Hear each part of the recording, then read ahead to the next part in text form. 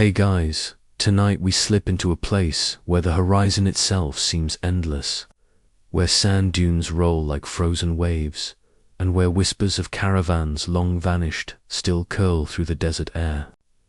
You probably won't survive this journey, not because of monsters or alien abductions, but simply because walking across an infinite Sahara with only a water flask and your sense of optimism is a really bad life choice. So, before you get comfortable, take a moment to like the video and subscribe, but only if you genuinely enjoy what I do here. And if you feel like it, let me know your location and the current time in the comments. I love seeing who's out there, whether you're drifting off in New York, waking up in London, or tuning in from a sleepy little town in the middle of nowhere. Now, dim the lights, maybe turn on a fan for that soft background hum, and let's ease into tonight's journey together. You drift. That's the word, isn't it? Not walking, not striding, not even trudging, just drifting across the sand. The Sahara opens before you like an ocean made of powdered gold. Each dune lifts and folds like the swell of a tide, only frozen in time, glittering under a moon so wide and pale it looks painted onto the sky.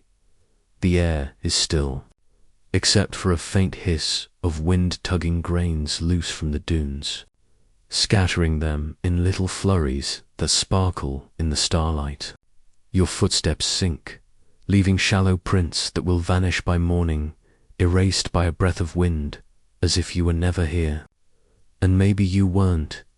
Maybe you're just an echo walking across someone else's dream. Far off, you spot a shimmer. It might be a heat mirage, though the night air is cool, almost cold.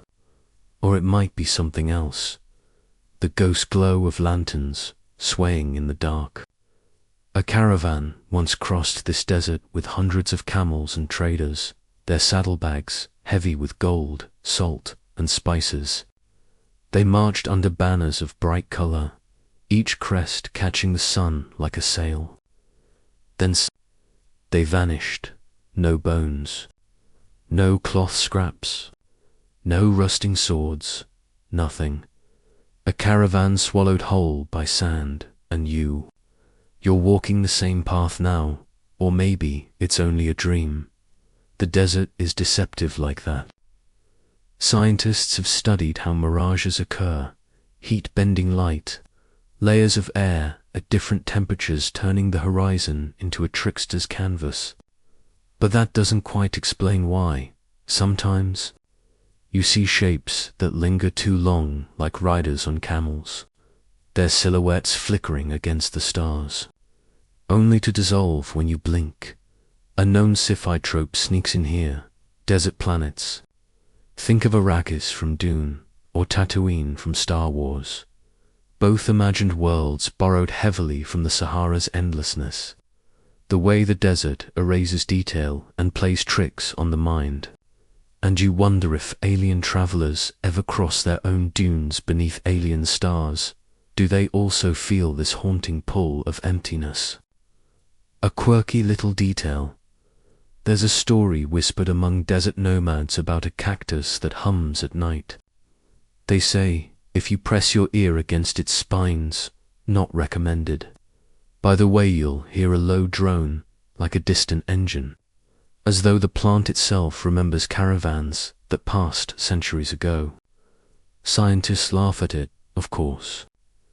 But then again, scientists also laughed at ball lightning, until someone finally caught it on film. Could plants really store memories in subtle vibrations? And the question lingers.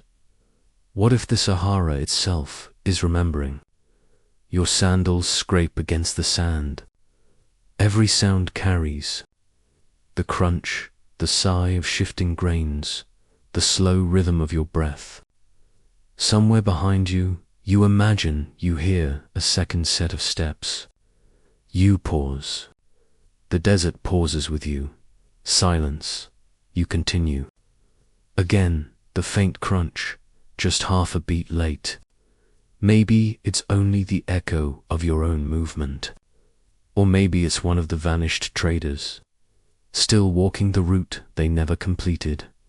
You chuckle to yourself, softly, because of course you're alone. And if you're not, well, at least ghosts don't ask to borrow your water. Above, the stars spread like spilled salt on a velvet cloth. The Milky Way is a pale river arcing across the night, so clear it feels like you could climb into it. Astronomers say the Sahara is one of the best places on Earth to watch the sky, because the air is so dry and clean. Whole galaxies shimmer out there, light traveling millions of years just to fall onto your eyes for a fleeting second. It makes you feel small, but also oddly infinite, like maybe your tiny breath is connected to the whole cosmos. As you crest another dune, you find something strange. Half buried in the sand is a wooden pole, weathered and cracked, still wrapped in frayed ropes. You kneel, brushing sand away. It looks like the corner post of a tent. Only, this wood isn't local. It's cedar, once carried from forests far to the north. The sand has kept it surprisingly intact, as though it refuses to let go of the memory. It makes you wonder how much else is hidden just a few feet beneath you. Scientists have used ground-penetrating radar to map parts of the desert, revealing whole river systems fossilized beneath the dunes.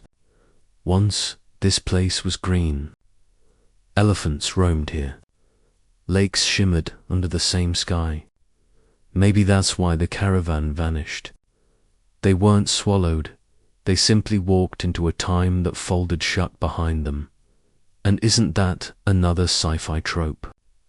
Time slips. Characters stumbling from one era into another. Doctor Who fans know the feeling. One minute it's London, the next it's the Roman Empire. What if the Sahara holds its own temporal doorways, triggered only by the patient persistence of a caravan, or a dreamer wandering alone under the stars? A breeze rises. Sand lashes against your skin in tiny pins. You pull your scarf tighter, and for a second you imagine it's not sand at all, but whispers. Words and languages you don't recognize, brushing past your ears, asking questions you can't answer. Why did they vanish? Where did they go? Do you walk their path, or do they walk yours? You laugh softly again, because, really, this is what your brain does when you're tired. It fills silence with voices, shapes with meaning, shadows with faces. And in the desert, with nothing else to distract you, those whispers get louder.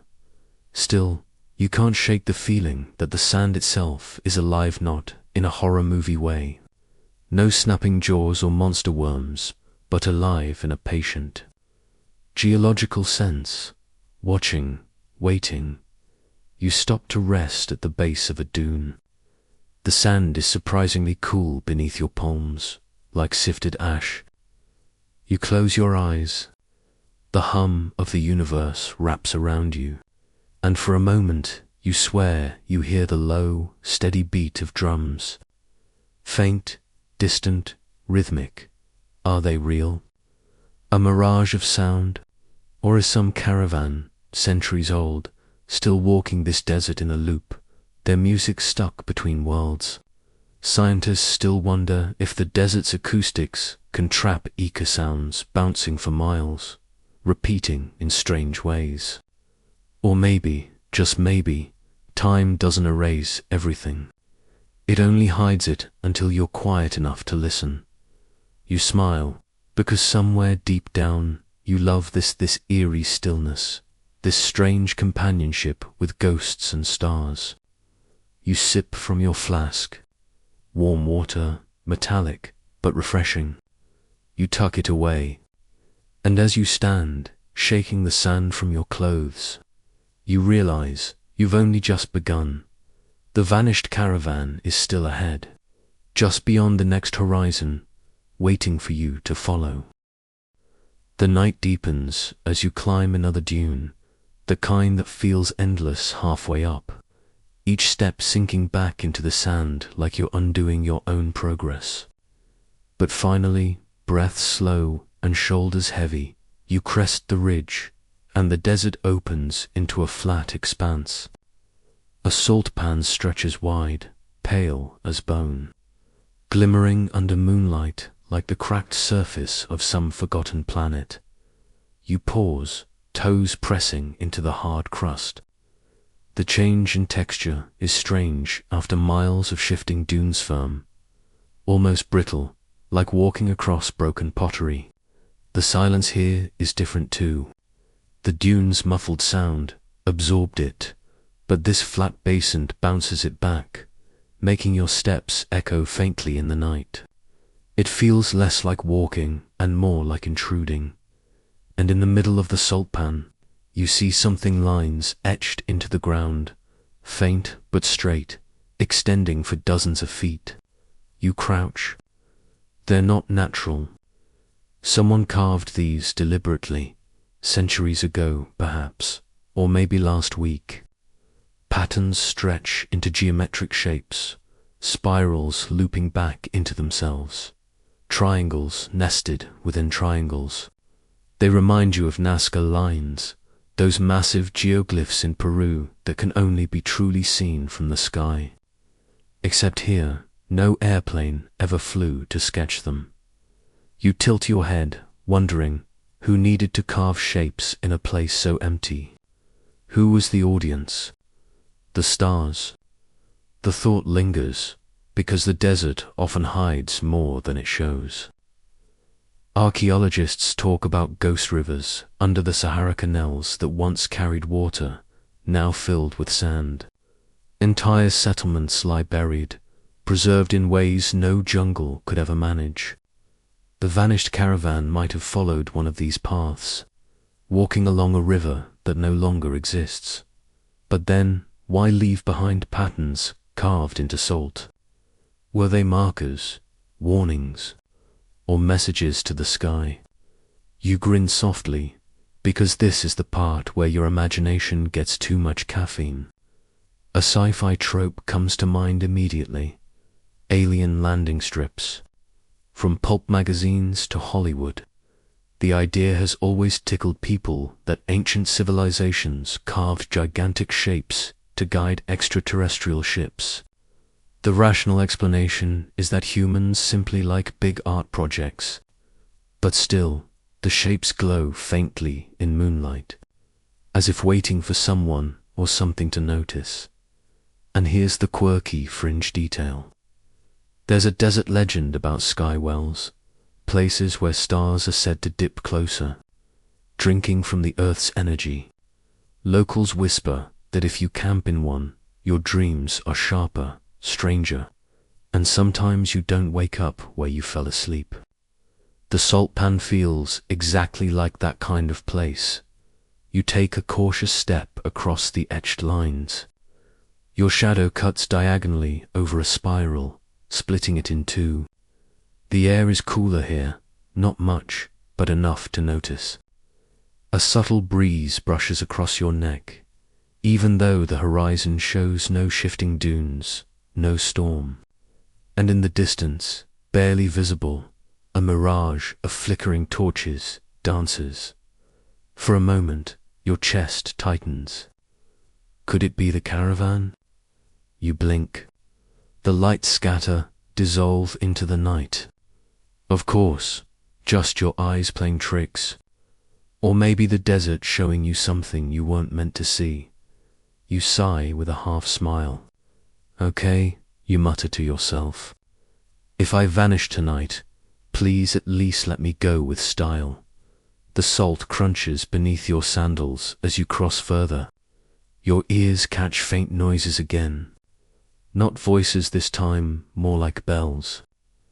Little jingles, carried on the wind, uneven but rhythmic.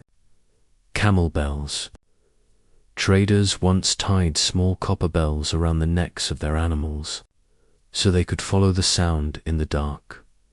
Scientists still wonder about acoustic mirages in the desert. Sound bending over long distances, making a noise from miles away seem right beside you. So maybe what you hear is real, just far. Or maybe it's something else entirely, a caravan looping forever, just out of reach. It brings to mind another trope, time echoes. In sci-fi, you sometimes find characters hearing fragments of conversations from the past, like tape recordings stuck in space-time. The question is if those echoes exist here, in the salt pan, who's playing them back? Your foot catches on something hard. You stumble, steady yourself, and crouch to see what snagged you. The moonlight glints on metal.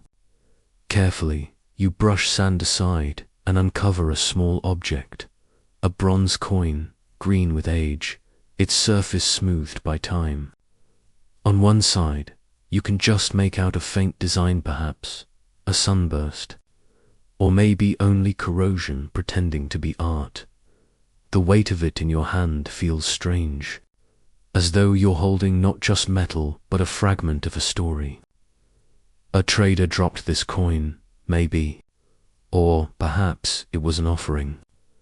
Either way, the desert held onto it for centuries, waiting for you. You chuckle under your breath.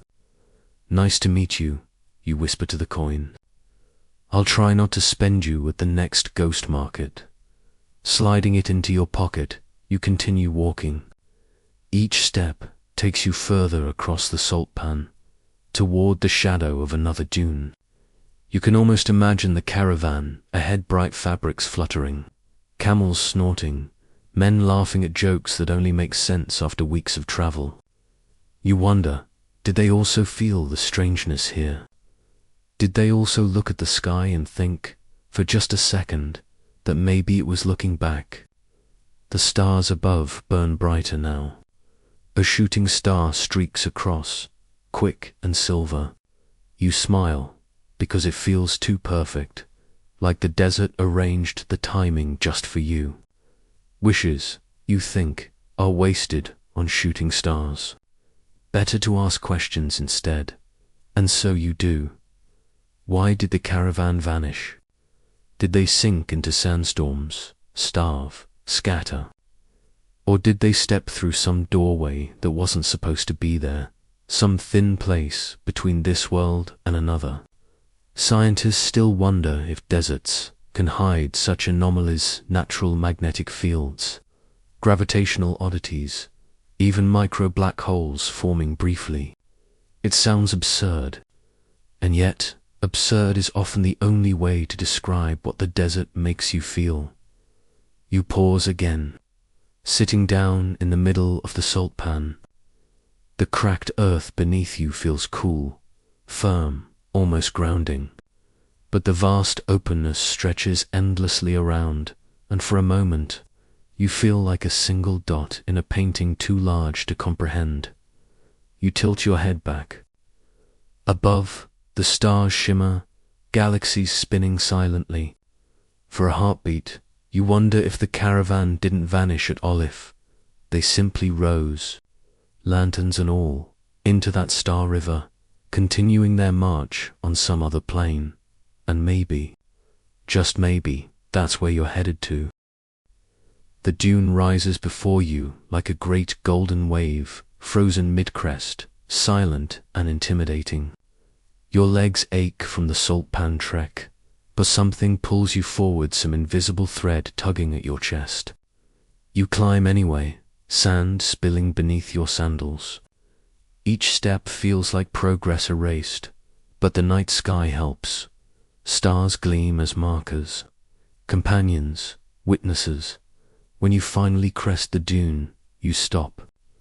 Below, in a shallow basin cradled by sand ridges, you see it, the faint trace of blackened ground, the scattered bones of burned wood and circles of stone still standing, waiting like solemn witnesses, a campfire.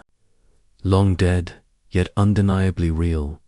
You descend cautiously, half expecting it to dissolve like a mirage. But no, the stones are solid under your hand. The sand here smells faintly different, darker, as if it remembers smoke. You kneel by the fire pit and brush gently at the ash. It crumbles like fragile parchment. Something about it feels deeply intimate, like intruding on someone's diary written in flame. You picture them, hear the vanished caravan. Traders sprawled in loose robes, camels groaning nearby, laughter echoing faintly as water is poured into tin cups. A lute, perhaps, or some simple instrument, plucking songs to soften the endlessness of the desert. You can almost hear it if you close your eyes, the rhythm of a caravan at rest. But the silence now is heavy. So heavy it almost feels deliberate. You pick up one of the fire-blackened stones and notice faint carvings, little notches cut into its edge. At first they seem random, but when you turn the rock, a pattern emerges. A line here, a triangle there. Crude map markers. Or maybe counting, like tally marks. You laugh softly to yourself. Imagine some ancient traveler using firing stones as their travel log. Day 22, still sand. Camels still complain. Still no Starbucks. The joke echoes into the emptiness, swallowed by the dunes. Even here, humor feels necessary, like a torch against the dark. Nearby, something else glints faintly. You crawl toward it and find a shard of pottery, half buried in sand. Its surface is painted, though the colors are faded. You trace the design, a circle with radiating lines, like the sun. But with a peculiar twist, the rays bend inward, as if the sun is collapsing on itself. A chill tickles your spine. You've seen symbols like this in old desert lore, the swallowing sun, a warning of days when light disappears. Some say it referred to eclipses. Others claim it marked places where the desert itself devours what lingers too long, and theirs.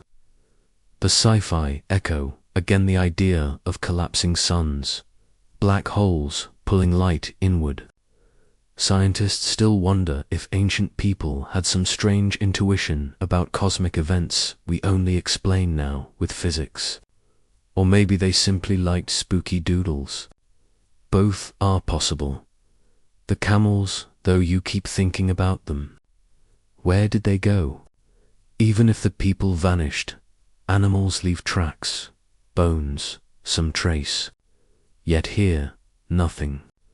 It's almost as if the creatures simply refuse to enter this basin. You imagine them balking at the ridge, refusing to descend, groaning with that stubborn camel logic that says, "Nope, not today, boss." You grin at the thought, but it leaves you uneasy.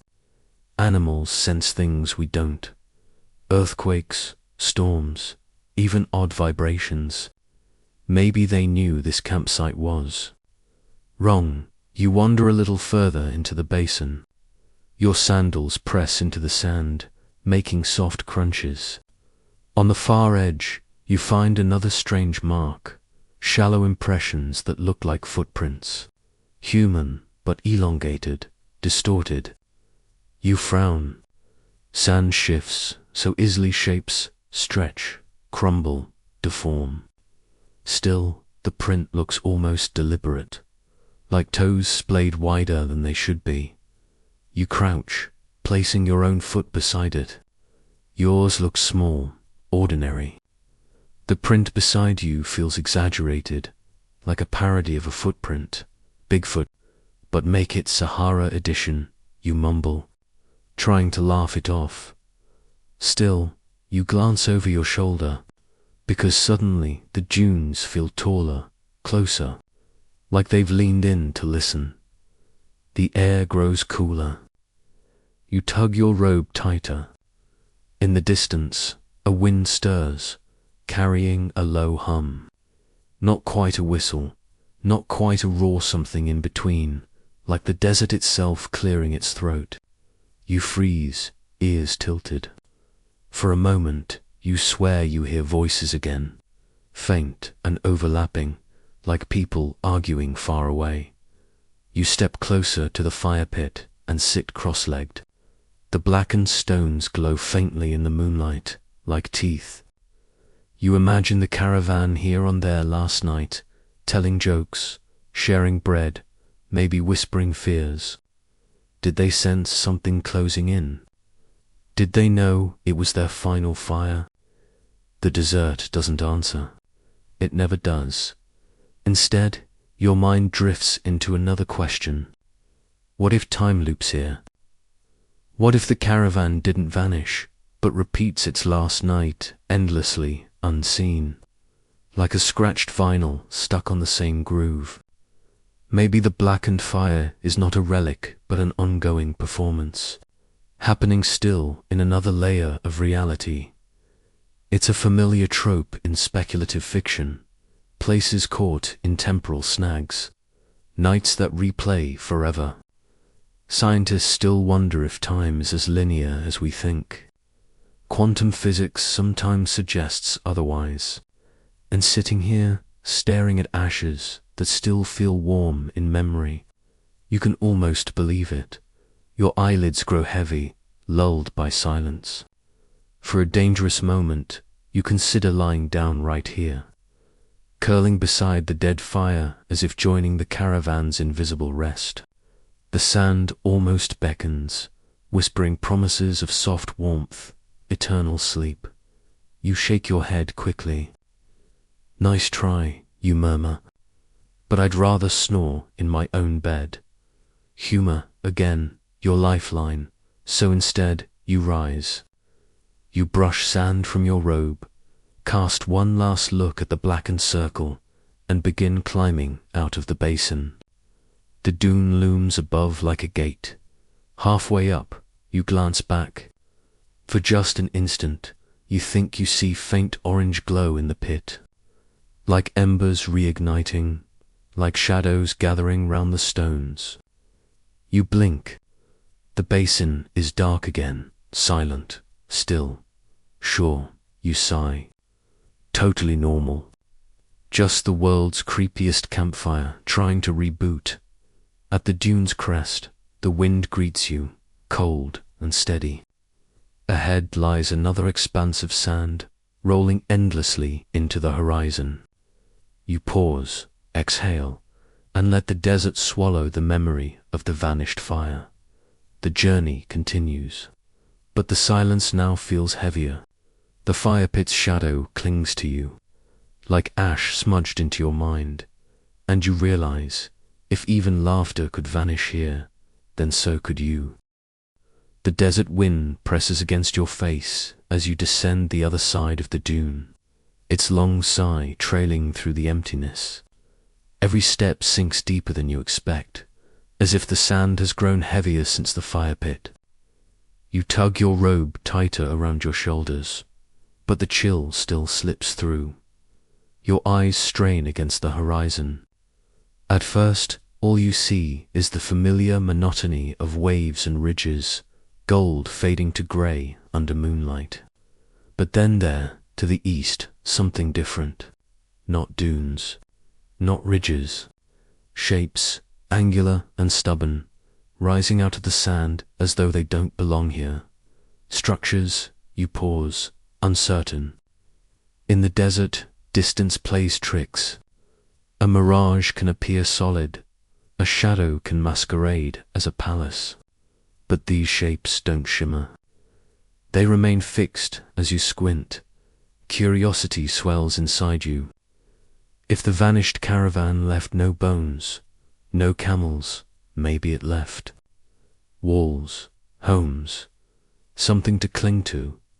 Your feet move faster, sinking into the slope, sliding, stumbling. Sand slips into your sandals, but you barely notice. The shapes grow clearer. Not tents, not Bedouin shelters. These are stone, weather-worn blocks stacked with an engineer's precision. half buried but undeniably deliberate. A forgotten village. By the time you reach it, your throat is dry. The structures loom around you like stubborn fossils refusing erasure. Some walls still stand chest high, others collapse into scattered blocks. You trace your hand across one stone course, scarred, strangely warm. The sand may shift, but the village endures. The layout suggests order. Narrow alleys wind between rectangular plots, each plot perhaps once a house, a shop, or a storage hut. You picture clay jars, woven mats, a child chasing a goat. You hear laughter, your own imagination filling the silence. But silence is what rules here.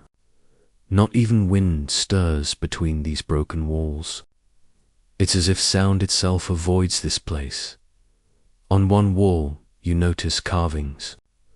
At first, they seem like scratches, but when you lean closer, you see deliberate lines, symbols, faint but clear, concentric circles, zigzag lines, starbursts.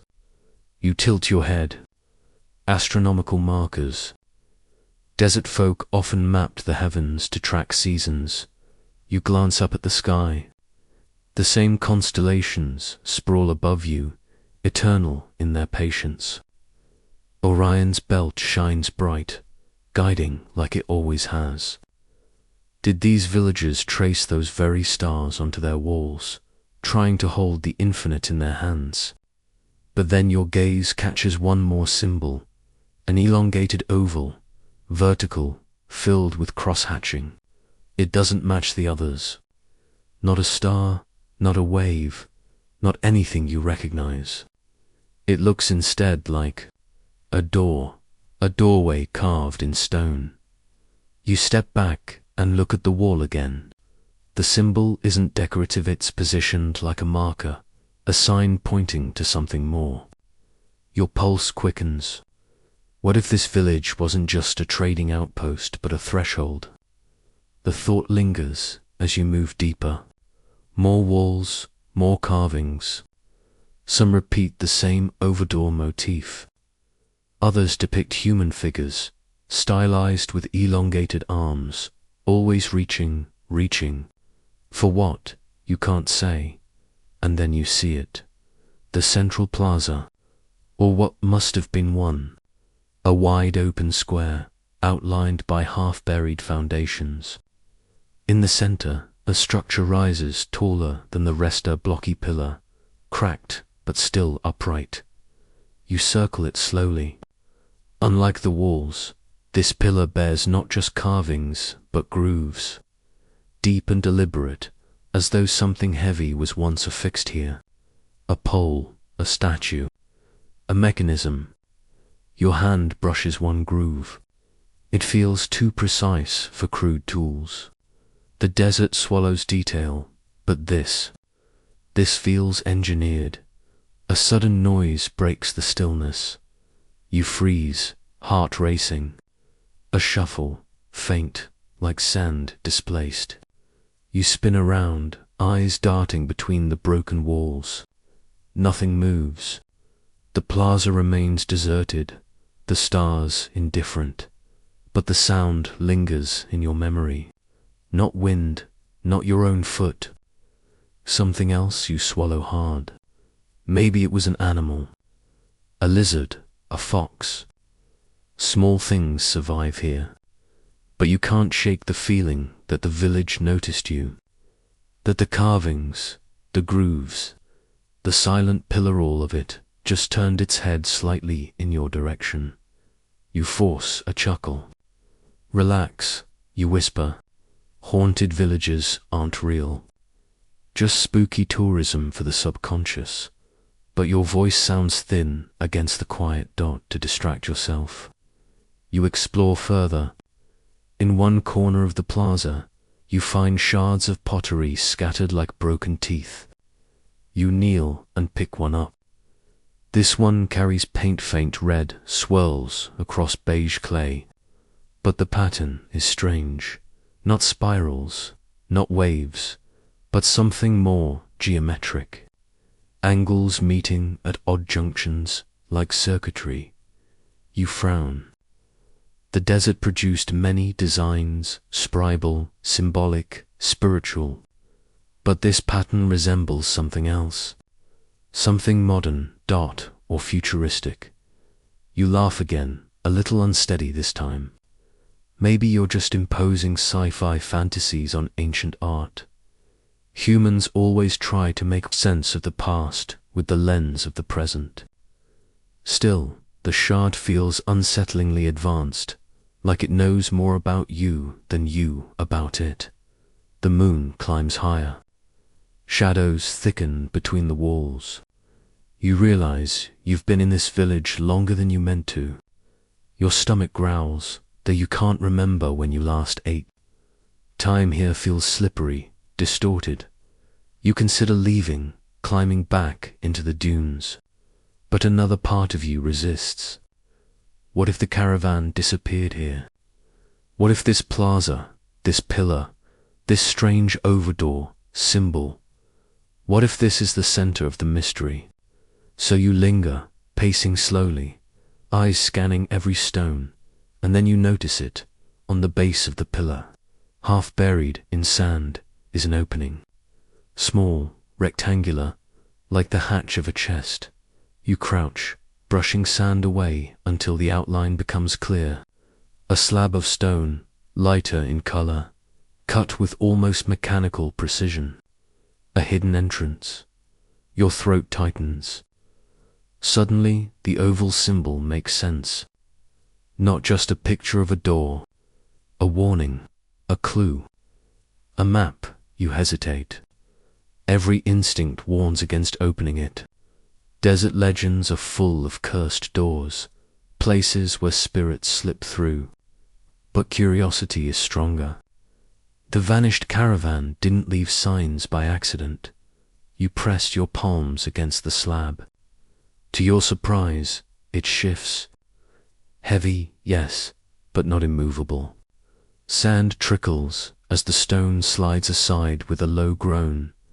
Beneath it yawns a staircase. Narrow, steep, descending into blackness. Cold air rises from it, damp and ancient, carrying scents that do not belong to the open desert. You stare into the dark throat of the earth. The staircase feels like an invitation and a dare all at once. Of course, you whisper, because wandering creepy ruins at night wasn't already unsettling enough. You grip the edges, lower one foot onto the first step. The stone is cool beneath your sandal. You lower another. The desert above seems to hold its breath. And then you descend. The darkness swallows you quickly.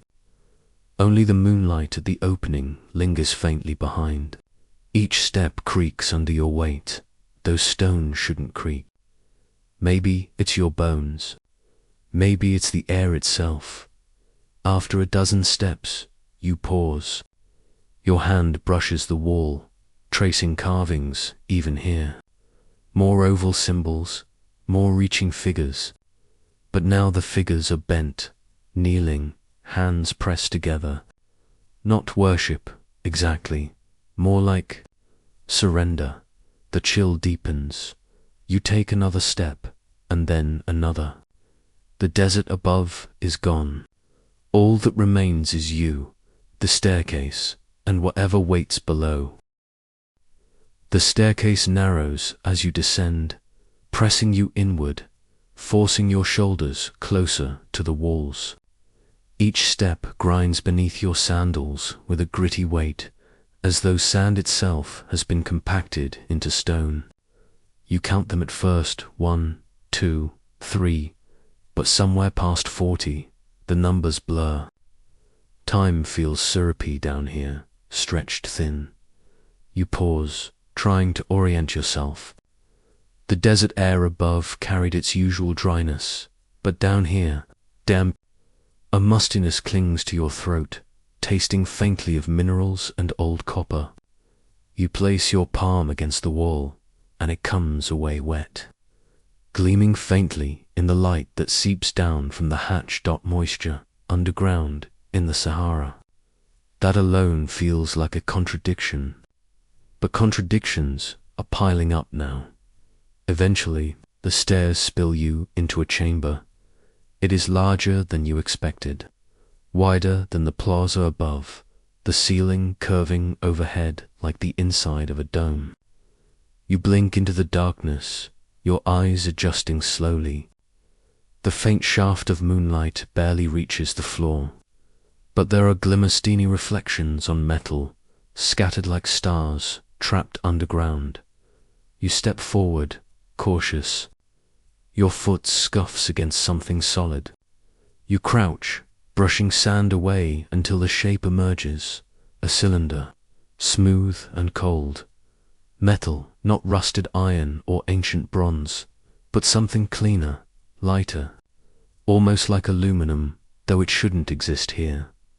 The floor is littered with them tubes, rods, plates, some twisted, others still pristine. You pick one up. It hums faintly in your grip, as though remembering a charge. You drop it quickly, pulse quickening. The walls of the chamber hold more carvings, deeper and sharper than the ones above. Figures, hundreds of them, march across the stone in neat rows. But here their proportions shift. No longer human silhouettes with simple limbs. These are elongated, stretched, with necks too thin, heads too wide, arms that bend at strange angles. You squint. Maybe they're just stylized. Ancient artists weren't known for anatomical accuracy, but something in your gut whispers, no, these were deliberate at the far side of the chamber. The carvings converge around a single feature, a doorway arched, sealed with a slab that looks smoother than any other stone you've seen tonight. The oval motif is carved into its surface again, massive this time, almost glowing in the faint light. Your chest tightens. This isn't just a symbol. This is the door. You step closer. The door is too perfect for the surrounding ruin, as though it doesn't belong here. The frame glistens faintly, polished, untouched by time. You run your hand across it, expecting roughness, but instead find sleekness, like glass or ceramic. It feels warm. Your mind races.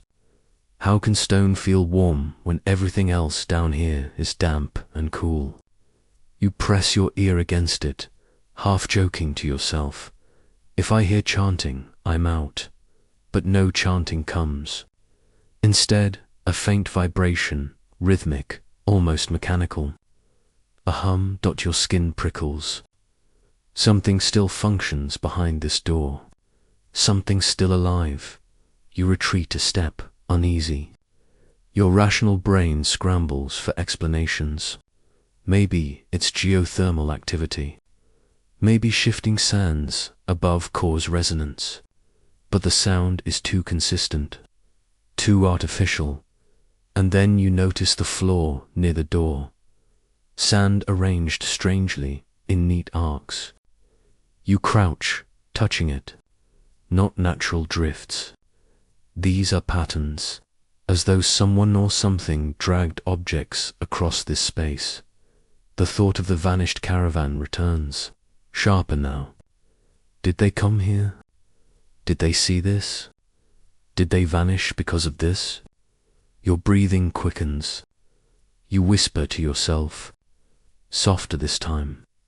Scientists still wonder if ancient desert cultures were visited by something not of this world. And maybe, just maybe, you're standing at their front porch. You need light. Your phone is still in your pocket, miraculously not drained. You flick it on, the flashlight beam slicing through the chamber. What the light reveals makes your breath hitch. On the opposite wall, dozens of metallic discs are embedded, arranged in concentric circles. Each one etched with strange sigils that shift subtly under your gaze. as though your brain can't quite pin them down. You step closer, lifting the beam.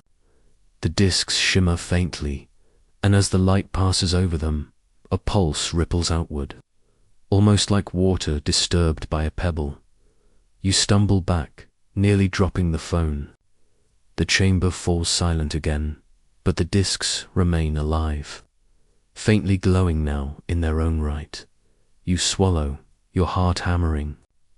You know the smart move would be to leave, to climb those stairs, seal the hatch, forget this village ever existed. But you also know you won't.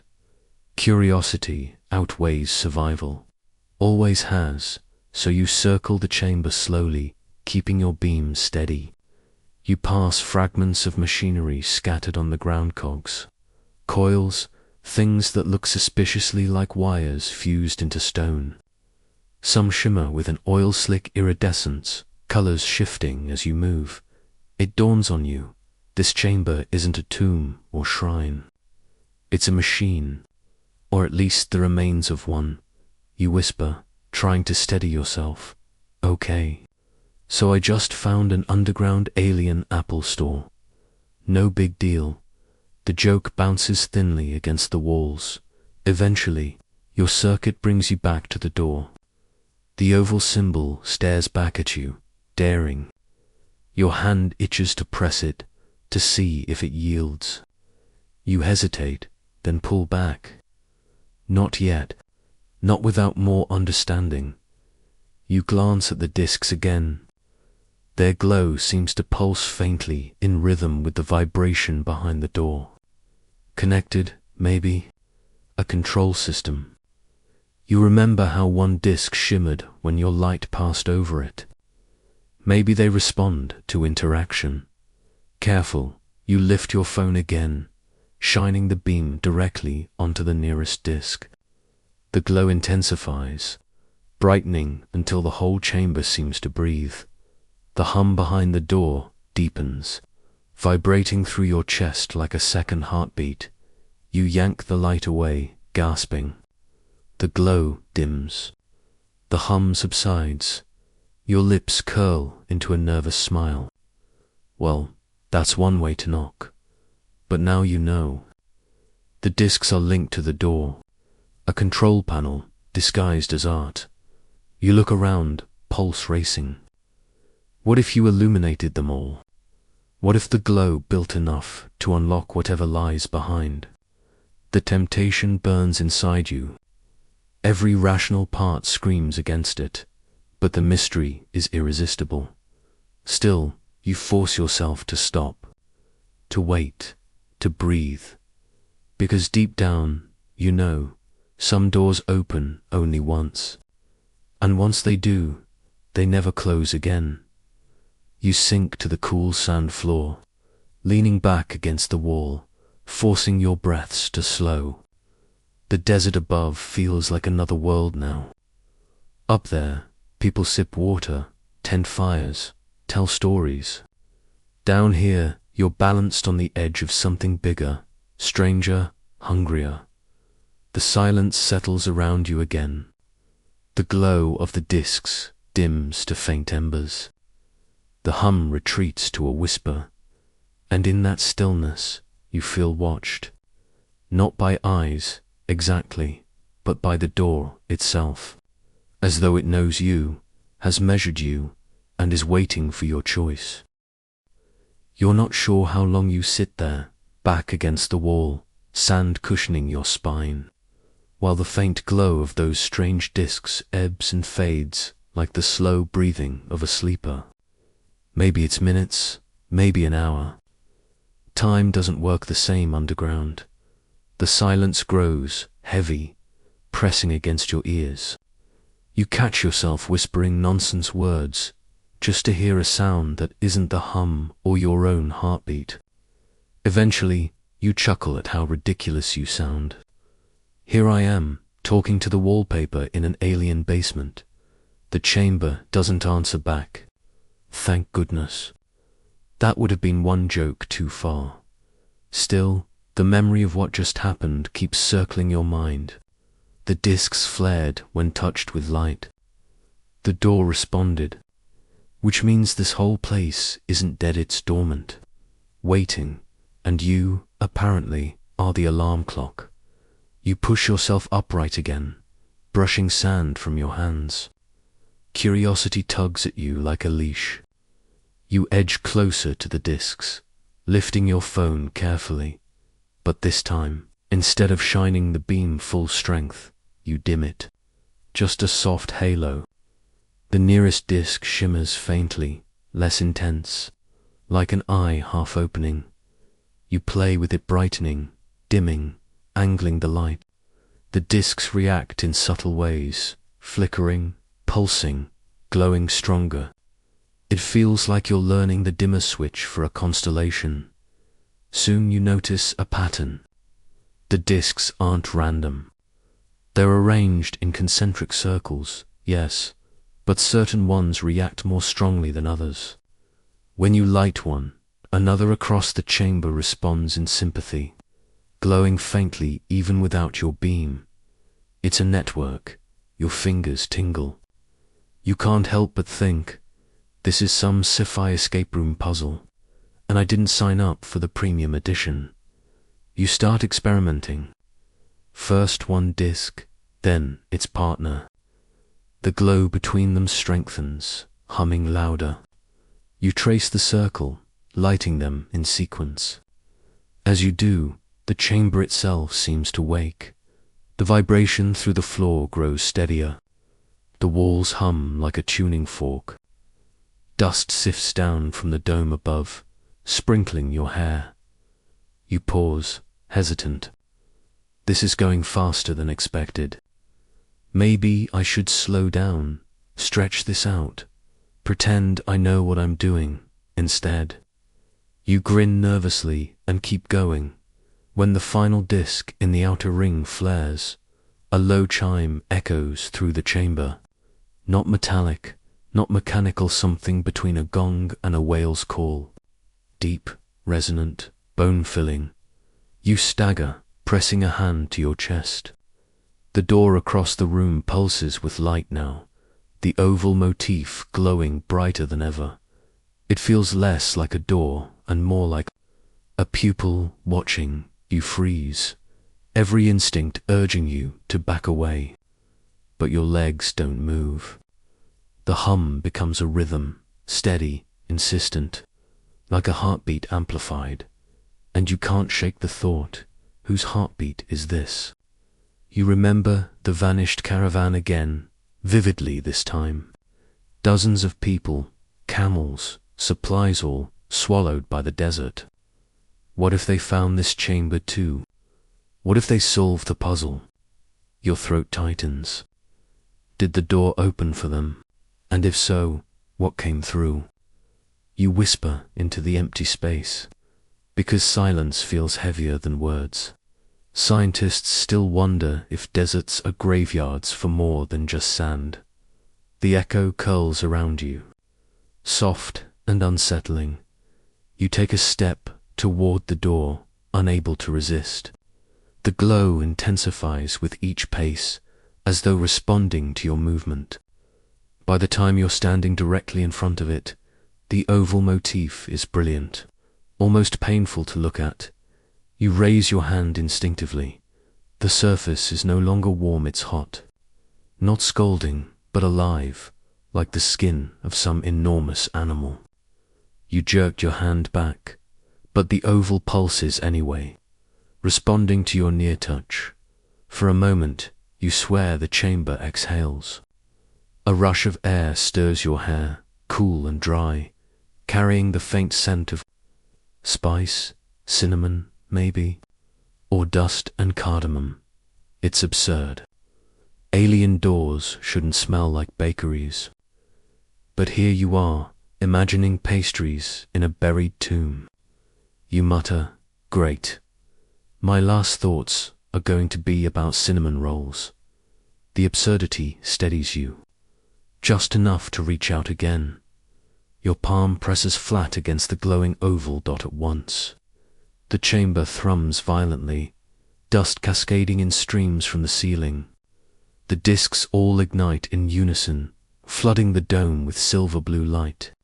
Shadows vanish. The air thickens, vibrating in your lungs. The door shifts. Not outward, not inward, but sideways, rippling like liquid metal.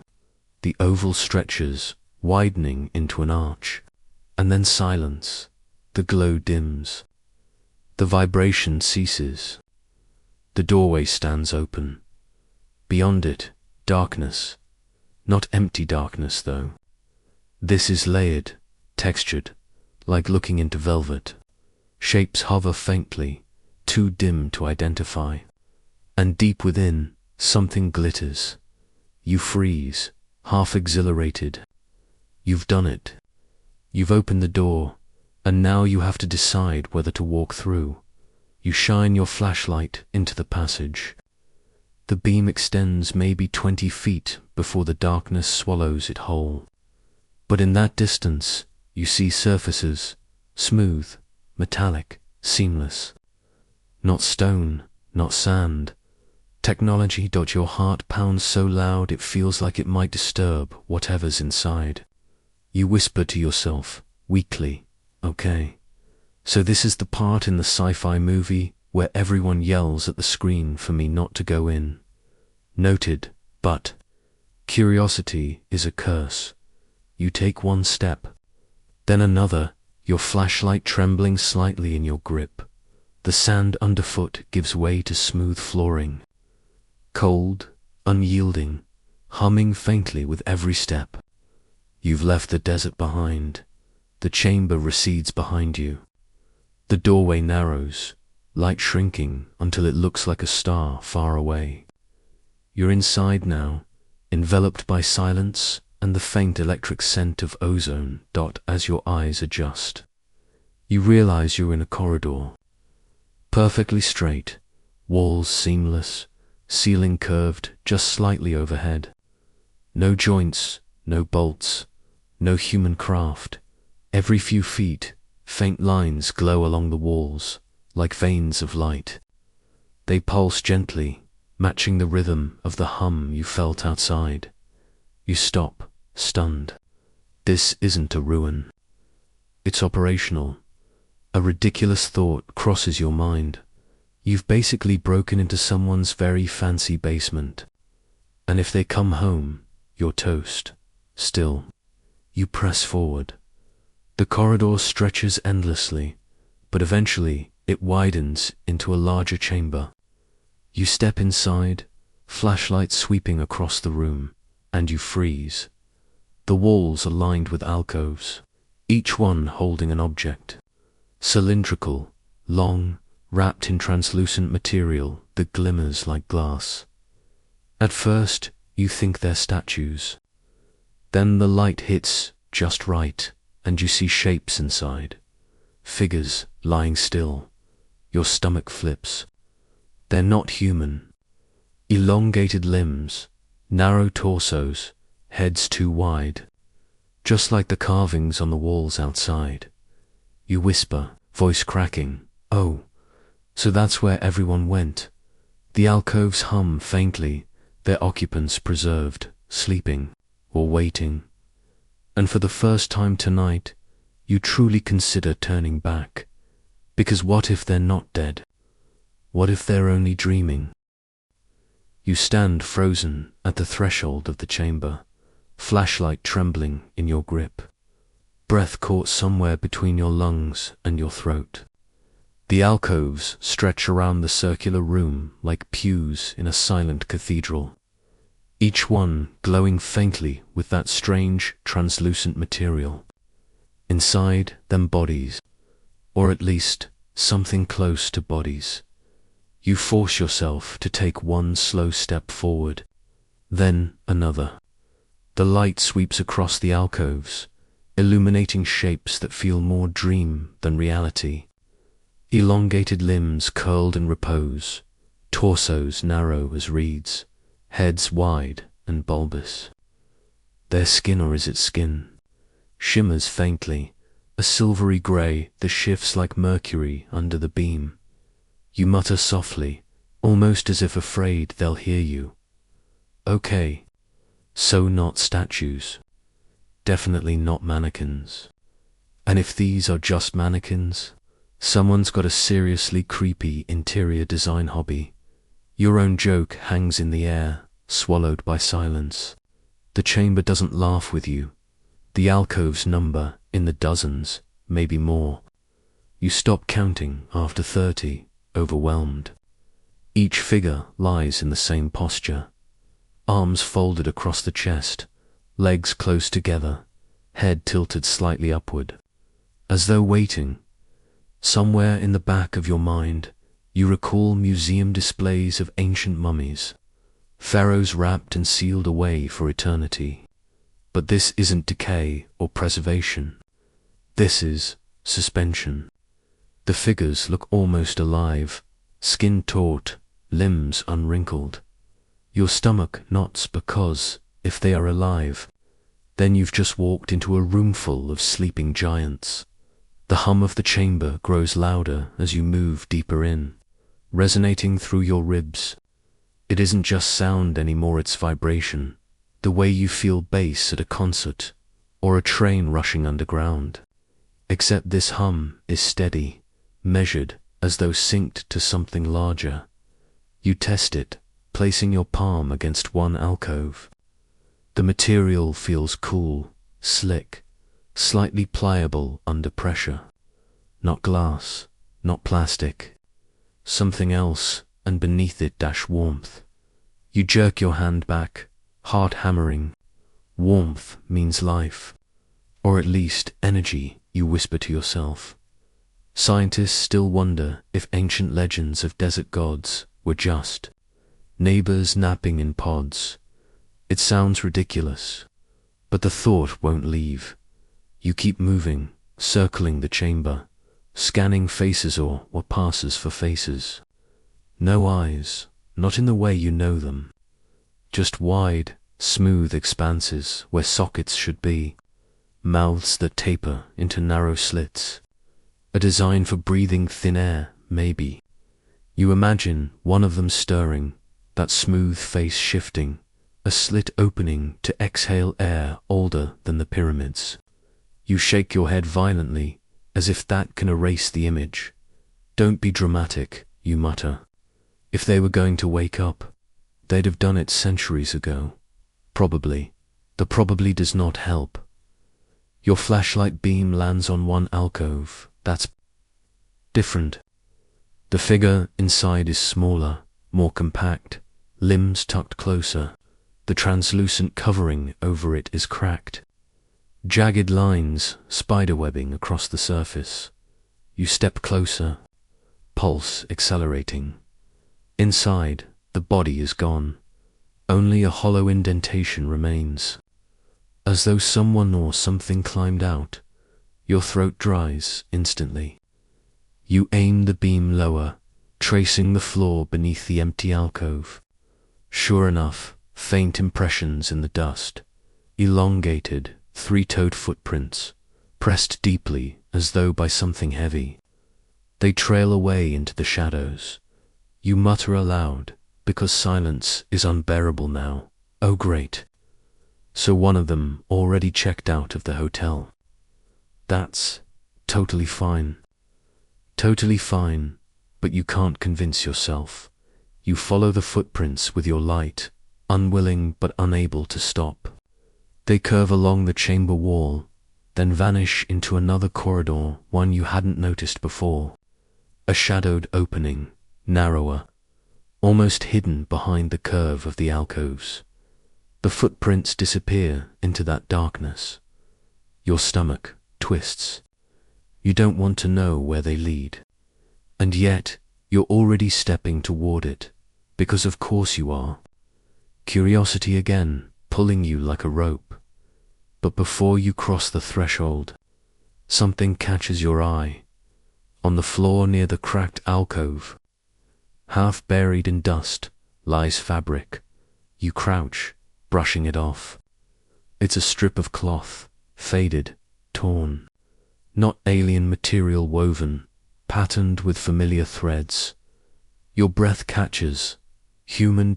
You hold it up, trembling. Desert cotton, the kind traders carried centuries ago. A shred of robe, maybe. You don't say anything this time. There's nothing to joke about, because if humans were here, they saw these alcoves too.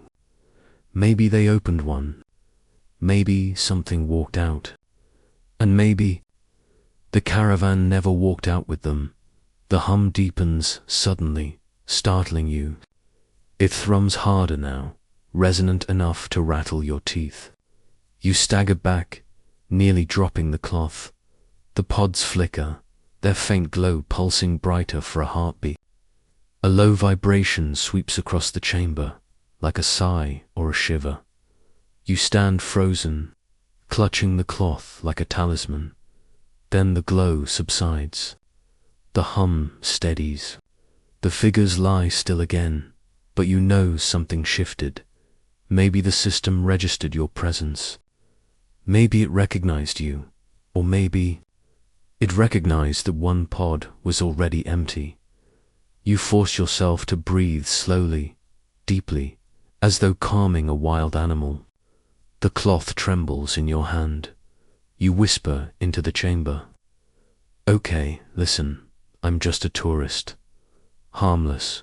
Wrong turn at Albuquerque, ended up in the Sahara's alien nap room. No big deal. The silence absorbs your words. Heavy and indifferent. You back away from the empty alcove, flashlight beams sweeping nervously. Every shadow feels denser now, every hum sharper.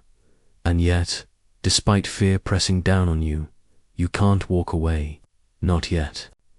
The story isn't finished. Your gaze flicks back to the narrow corridor where the footprints vanish. That's where the mystery leads. That's where the caravan's trail probably ends. You swallow hard, shoving the cloth into your pocket like evidence.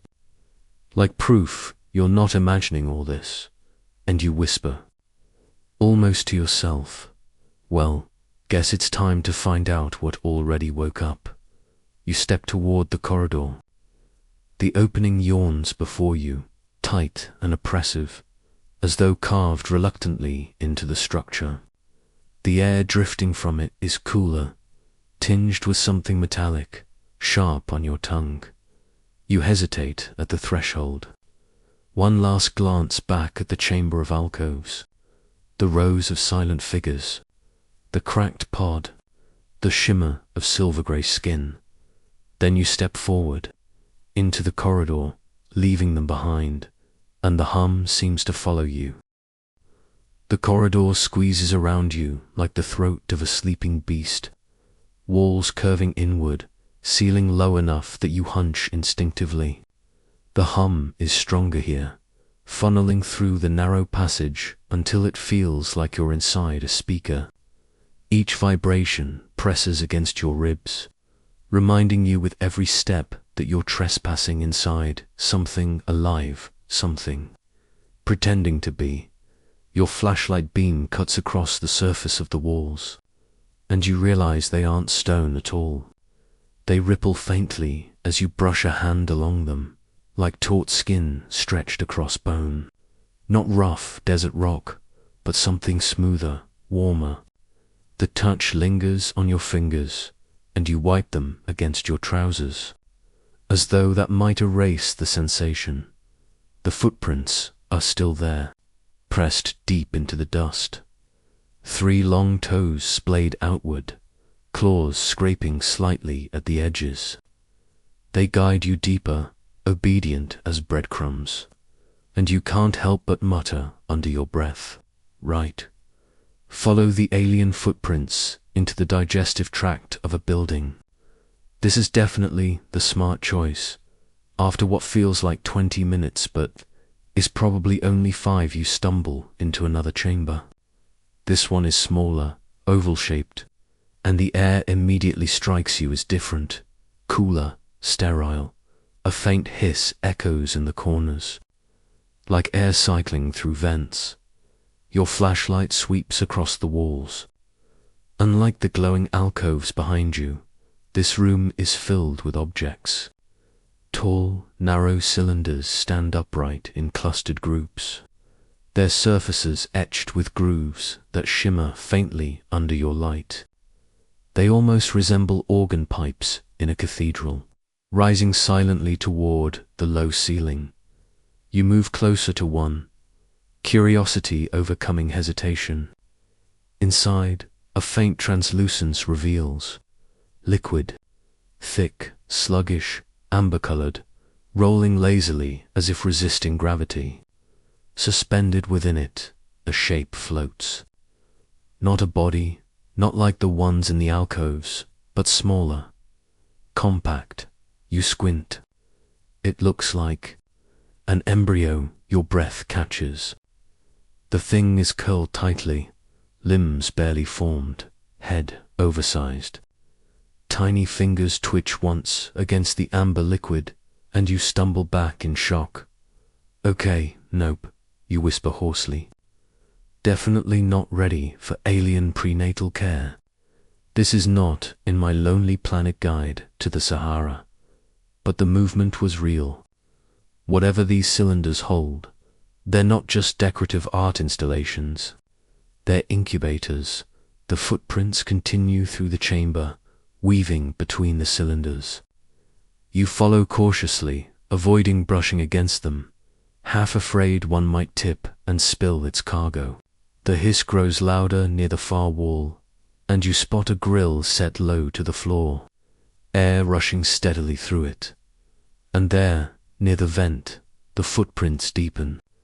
The creature, or being, whatever walked out of that alcove, paused here. You kneel, inspecting. The dust is scuffed, disturbed. Something heavy lingered. Your flashlight beam catches faint streaks on the floor, glistening in the light. Not blood, at least not red. This is darker, almost black, oily. It clings to the dust like tar. You touch it with a fingertip before your brain catches up. It's tacky, sticky, with a faint metallic tenth that burns your nose. You recoil instantly, wiping it frantically on your trousers. You whisper. Scientists still wonder if alien biology could even survive. Earth microbes, or if we're the ones who should be worried about catching their version of the flu. And right now, you're suddenly very worried. The corridor beckons again on the far side of the chamber, narrower than before. You hesitate, glancing back. The incubators stand silent, embryos floating in their amber prisons. Dozens of them. Maybe hundreds if the room curves further than your light can reach. A colony, a nursery, and a single pod missing from the previous chamber. You try not to imagine a parent pacing restlessly, checking on their brood. The hum pulses through the floor, as though urging you onward. The corridor twists sharply, then widens into a space that makes you stop cold. You've entered what can only be described as a hall of murals. The walls stretch wide and tall, covered in etched reliefs that gleam faintly under your light. Not paint, but carvings, the grooves filled with a substance that glows faintly blue. Like bioluminescence. The images tell a story, or at least they try. You recognize shapes that resemble the beings in the alcoves, tall, elongated, arms folded. They're depicted standing in lines, gazing upward at a massive sphere etched above them. A sun, a planet. In the next panel, the sphere darkens, striated with jagged lines. Lightning bolts, maybe, catastrophe. The figures scatter, etched with frantic strokes. Some kneel. Some vanish into carved structures shaped suspiciously like the alcoves you just saw. And in the final panel, your throat tightens at this. The beings are lying inside what looks like dunes. Waves of sand sweep over them, burying the structures, sealing them away. it hits you all at once. This wasn't a tomb. It was an ark. They hid themselves in the desert, not to be worshipped, but to survive. You step closer, running fingers along the glowing grooves. They're warm to the touch, almost alive. The story feels eerily familiar. Civilizations seeking refuge, trying to outlast extinction. Humanity has its own versions. Noah's Ark, cryogenic chambers in sci-fi films, bunkers for nuclear war. Maybe the Caravan stumbled in here and saw the same carvings. Maybe they realized what they'd found, and maybe that's why they never left. Your reflection glints faintly in the glowing grooves, eyes wide, face pale. You almost don't recognize yourself. Then you hear it. A faint shuffle, dot from behind. You whip the flashlight around, heart detonating in your chest. The beam slices across the corridor. Shadows leap and collapse. Nothing. But the shuffle was real. A scrape against dust. A weight pressing the air. Your breathing grows ragged. You force your voice low, steady. Okay, whoever you are. I'm officially lost and extremely underqualified for this job. You win. Silence answers. You lower the beam, slowly. Then you see it, another footprint. Fresh, edges sharp, dust still falling away. Right behind yours, you stagger back, nearly dropping the light. Your pulse hammers so loudly it drowns the hum. The thing is here. It's following. Your instincts scream to run, but something deeper whispers to stay. If you bolt, you'll never understand what happened to the Caravan. And isn't that why you came this far? Still, survival has a louder voice. You back toward the far end of the hall, eyes darting. Light jerking wildly across murals that no longer feel comforting. Every few steps, you glance back. More footprints appear, filling in where yours began. The being is matching your pace, slowly, patiently, as though it has all the time in the world. Finally, the hall spills into another vast space. This one so tall, your beam can't find the ceiling. The hum crescendos here, booming like a pulse in your ears.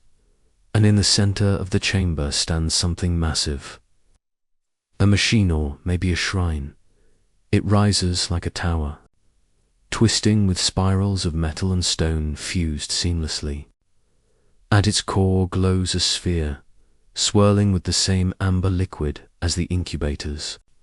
Only this sphere is enormous, taller than a house, suspended between curved spines that hum with power. Dust swirls gently at its base, stirred by some unseen current, and around its scattered shapes.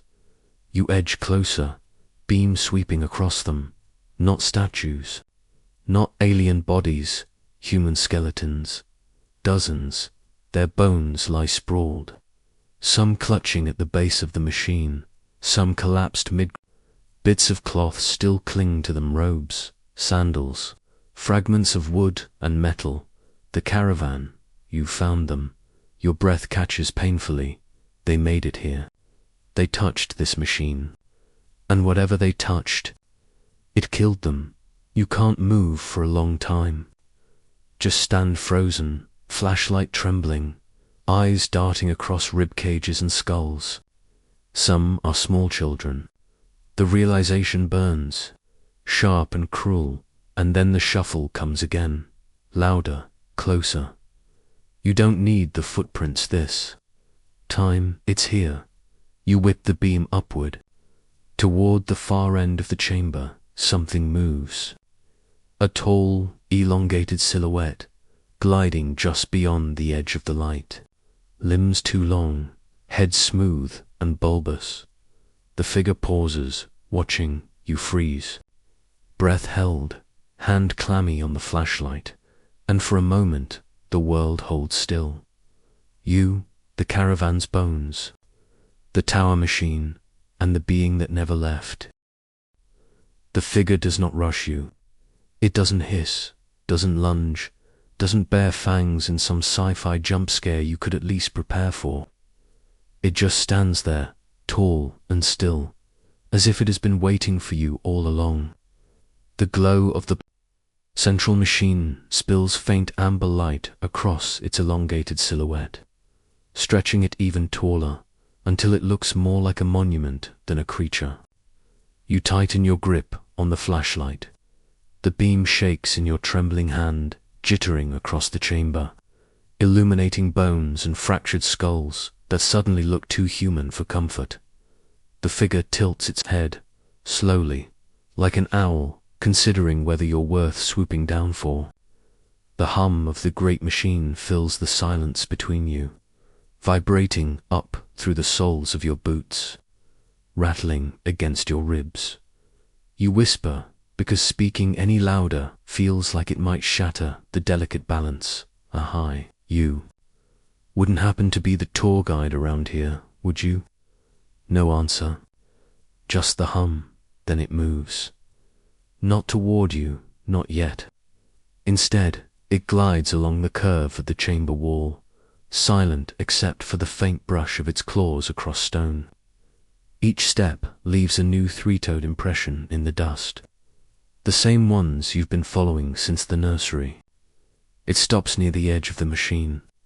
The amber core ripples in response, as if recognizing its presence. You realize what you're seeing. A reunion. The being is not a ghost haunting this place. It belongs to it. Maybe it never even left. And now, it's looking at you the way you might look at someone rifling through your childhood diary curious, but also, UNAMUSED. You force your brain into analysis mode, partly because panic is useless, and partly because you've seen this trope before. Lone survivor of an alien ark, guardian of the nursery. It's the last of its kind, and you've barged into its living room like a clumsy houseguest who forgot to wipe their shoes. The sci-fi part of your brain whispers, this is first contact. History-making, the bedtime-friendly ASMR part of your brain whispers, this is how you die, quietly and ironically, in a tomb that doubles as a womb, and somewhere in the middle you just blurt out, look, I get it, this was your space. I'm just passing through. No hard feelings, okay. The being steps closer. Its face or what passes for one merges into your beam.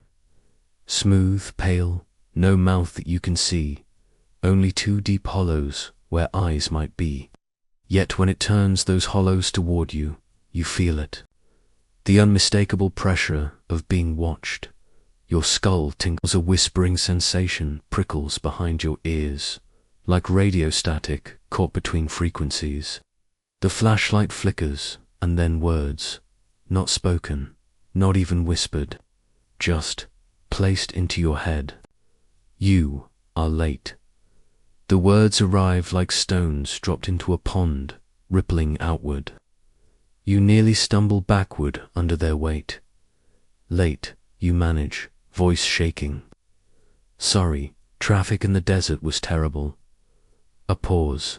The hollows bore deeper. The static strengthens. The others came. They failed. You come. Perhaps you remain. You glance at the skeletons scattered around the base of the machine. By failed, you mean. The being doesn't nod, doesn't gesture, but you don't need it to. The answer presses itself into your mind. The caravan had been tested. They had touched the machine, and they had not survived your stomach knots. And by, perhaps, remain. You mean I get to try next. The hum of the machine deepens, like a drumbeat. You take a cautious step toward the bones. Something in you rebels at the thought. You didn't come here to audition for survival in a dead civilization's reality show. But another part of youth, a part that still wants answers, leans in. Why build an ark? Why hide it under the desert? Why leave one guardian? And what exactly is that amber sphere pulsing at the heart of the tower? You crouch beside a skeleton, brushing dust from what was once a carved wooden staff. The bones are dry, fragile, ancient, but not as ancient as you'd expect. A few centuries, maybe. Which means the caravan wasn't the first. There could have been others before them. Others drawn to the hum, to the mystery. And maybe you're just the next in line. The being drifts closer. Its shadow falls over you. Long fingers brushing the air near your shoulder, but never touching. The static in your skull grows louder, sharper, like tuning forks vibrating just out of sync. The cycle repeats. The vessel waits. The seed must find soil. You squint up at it. Okay, you're gonna have to dumb this down for me. Vessel, seed, soil. No response. The pressure just builds, and the machine hums louder in rhythm. The amber core swirls with sluggish motion, shapes moving deep inside. It's too large for embryos, too undefined to be bodies. Something in between. Your throat dries. Scientists still wonder if advanced civilizations might store their DNA in stasis, waiting for a host world to reboot them. Kind of like planting seeds in the dark and waiting for rain. You look around the chamber again, the bones scattered here, the incubators in the nursery, the murals of sand burying the sleepers. Maybe the Sahara wasn't the tomb. Maybe Earth itself was supposed to be the soil. And you're just another gardener showing up late. The being presses the thought. Harder, enter, touch, remain.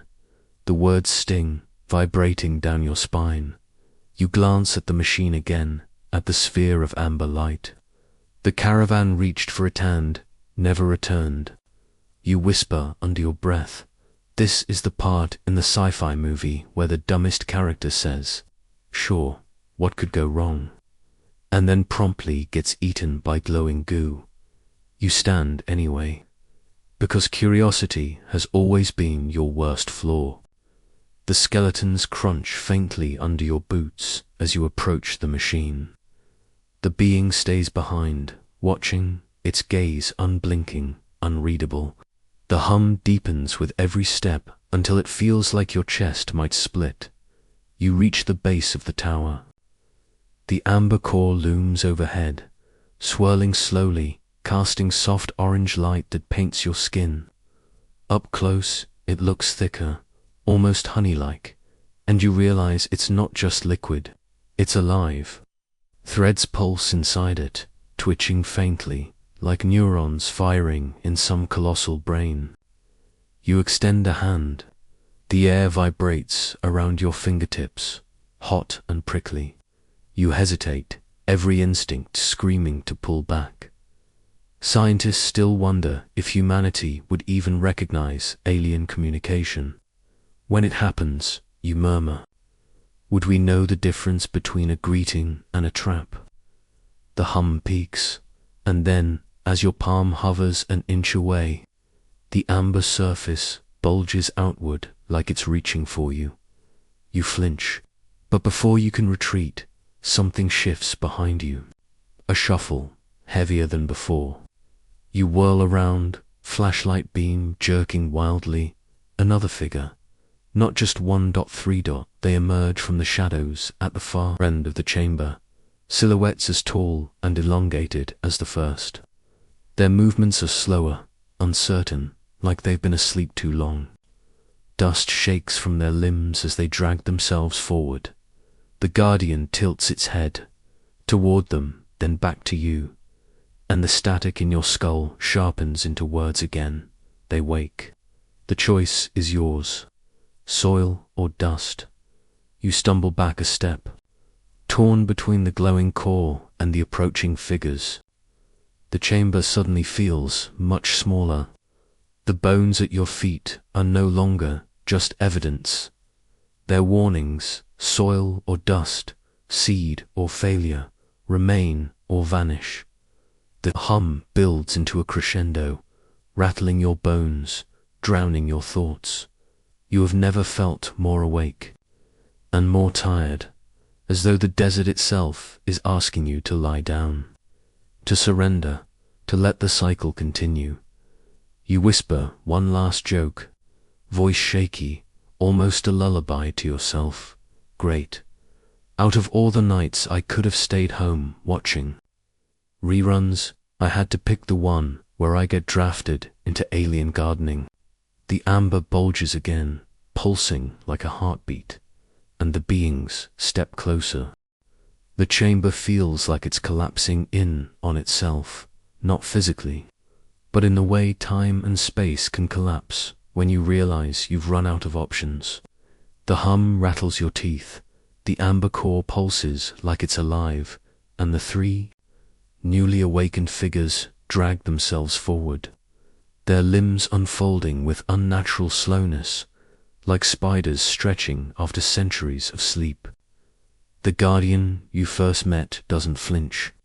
It simply waits, its hollow gaze fixed on you, as if the entire outcome of this endless cycle hinges not on the machine, not on the caravan, not even on these skeletal remnants littering the ground, only on you. Soil or dust, remain or vanish. You're not sure if those choices are as binary as they sound, but the Sahara has always dealt in absolutes. It swallows caravans whole. It buries cities until only legends remain. And now it asks whether you'll become part of its archive or part of its silence.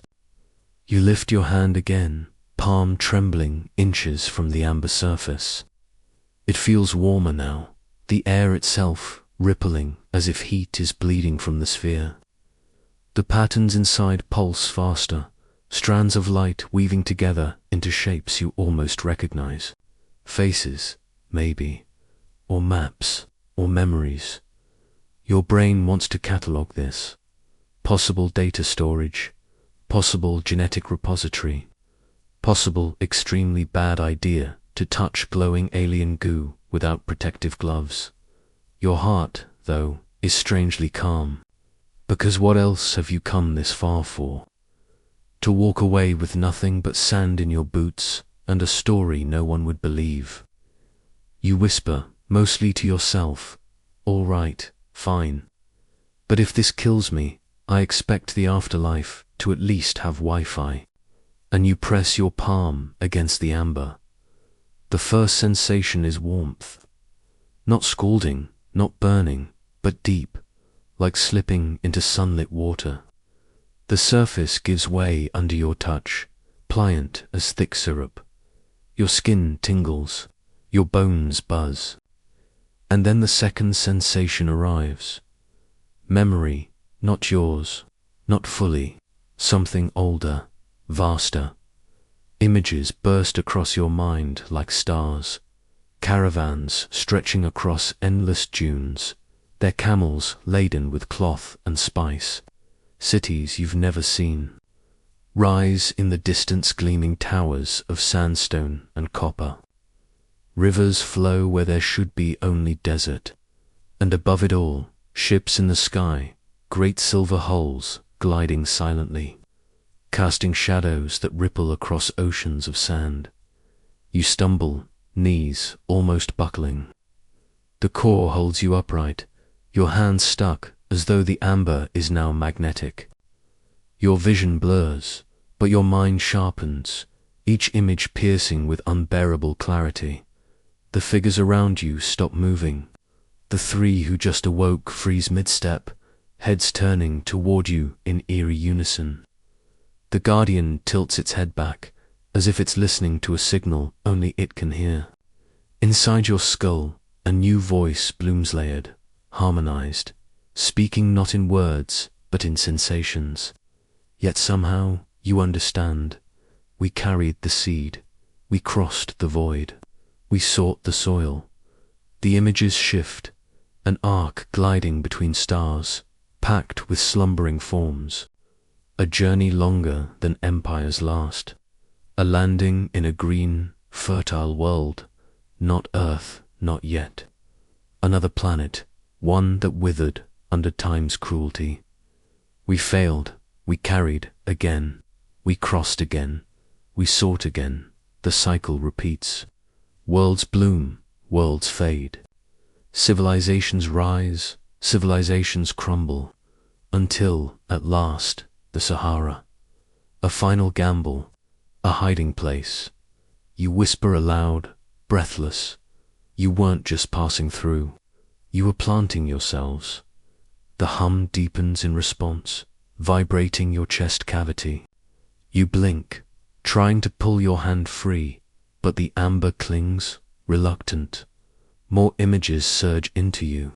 You see the caravan, again their faces clearer now, worn and sunburnt, but hopeful. They weren't wandering blindly. They were following whispers, just like you. They reached this chamber, touched the core, and the desert judged them unworthy. Their bones confirm that much. Okay, you rasp, define worthy.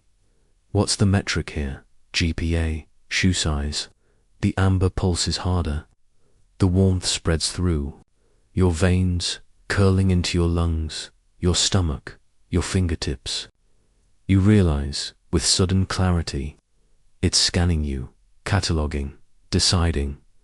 Scientists still wonder if advanced AI would one day choose who gets to inherit the Earth.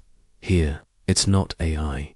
It's something older, organic, patient, and you're the subject of its exam. The Guardian takes a step forward, closer now, its shadow swallowing your feet.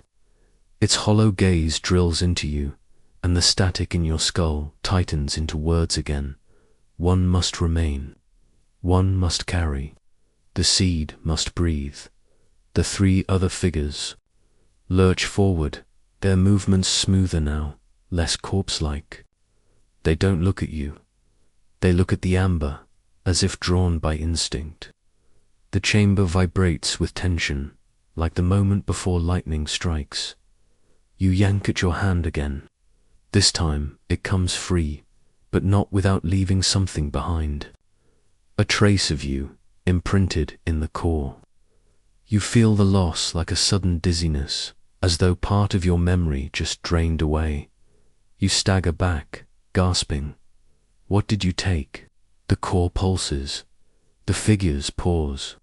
The hum softens, almost sympathetic.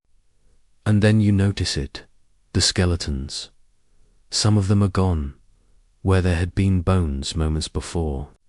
There are now faint depressions in the dust, outlines like empty cocoons. You whirl, searching, and realize what's happening. The caravan didn't just die here. They were absorbed, transcribed, their essence carried forward into this endless seed. You shiver, soil or dust, you whisper. Either way, you get recycled. The Guardian tilts its head, as though amused by your phrasing.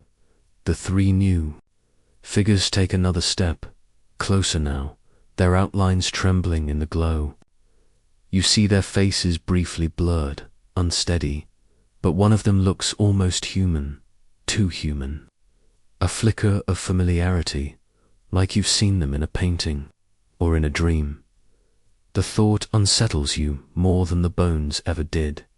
The amber core thrums again, louder, insistent, and the harmonized voice floods your mind one last time in this moment. Choose, to carry, to vanish, to sleep, to wake. Your knees weaken. You drop to the dusty floor, heart pounding, sand clinging to your lips as you gasp for air. The Sahara feels closer than ever, pressing down from above, burying you even though you're underground. The caravan's fate lies scattered all around you, and now the choice that claimed them has been laid in your trembling hands.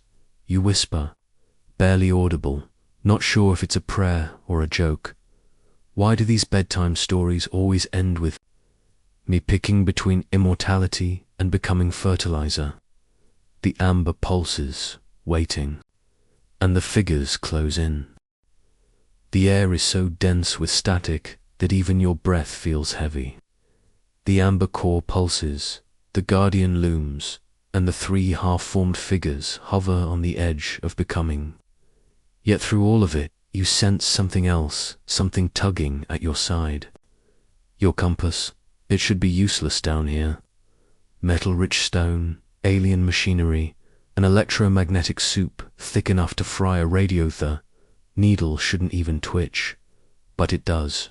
It shudders, spins, then locks with absolute certainty, not toward north, not toward the chamber's exit, but inward, toward the amber core itself. The hairs on your arms lift.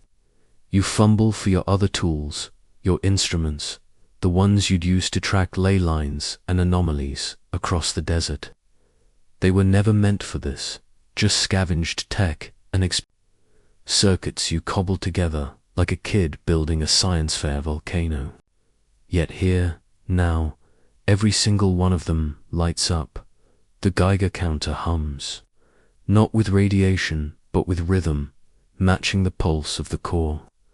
The handheld magnetometer swings like a metronome, clicking in steady beats. Even your cheap wrist, one that survived dunes, storms, and camel spit freezes, its second hand pointing directly at the glowing heart of the room. Every reading agrees. The truth isn't scattered in the bones or lurking in the guardian. It's locked inside the core, and it's calling to you. You wipe grit from your face, trying to think, trying to breathe. This is insane, you mutter. Instruments don't all agree. Not in the desert, not ever. And yet they do. The Sahara, for once, has offered you clarity, or bait. The guardian shifts again, its movements smooth but restrained, like it's waiting to see if you'll follow through. Its faceless gaze tilts toward your tools, then back to you. It knows, it always knew you'd measure, compare, doubt, test. It let you believe you had control. The voice in your skull stirs again, less a thunderclap now, and more a whisper curling through the cracks of your thoughts. All cycles bend inward. All journeys spiral home. Soil or dust, the seed waits. You grip the compass tighter, knuckles whitening. Spiral home. What home? The hum doesn't answer, not in words. Instead, the instruments flare again, brighter, sharper, pulling you to your knees. The needle doesn't just point inward, pulls inward like gravity reversed. You feel it in your chest, in your stomach, in your teeth, and then, impossibly, in your memories. At first, you resist. You bite down, shake your head, try to remember who you are, why you came. Your name, your family, the city you left behind, the friends you promised you'd send postcards to, though you knew you wouldn't. But the Sahara doesn't deal in names. It deals in essence. Your memories unravel anyway. Not vanish, not fully. Just rethread. That night you first looked through a telescope as a kid and thought the stars were staring back at you. It wasn't a memory anymore, it was a map, a signal, a breadcrumb, the day you first stepped off a plane and felt desert. Heat like a hand on your chest. Not just heat anymore, it was a calling. A beacon, even the small things, stupid things, like the sound of your boots crunching sand while your phone lost signal for the 100th time. They weren't nuisances. They were markers. Pages in a story you didn't realize you'd been living since birth. Your whole life is being rewritten into a pattern, a spiral, inward, always inward, to this chamber, to this choice. You clutch your head, teeth gritted, whispering, "No, no, I'm not a seed. I'm a person. I'm not time, not your vessel." The amber flares. The guardian stiffens, as if your resistance is unexpected, even fascinating. The three figures pause mid-step, their blurred faces flickering with indecision. Your compass needle quivers, then snaps completely sideways, pointing not just at the core anymore, but down beneath it.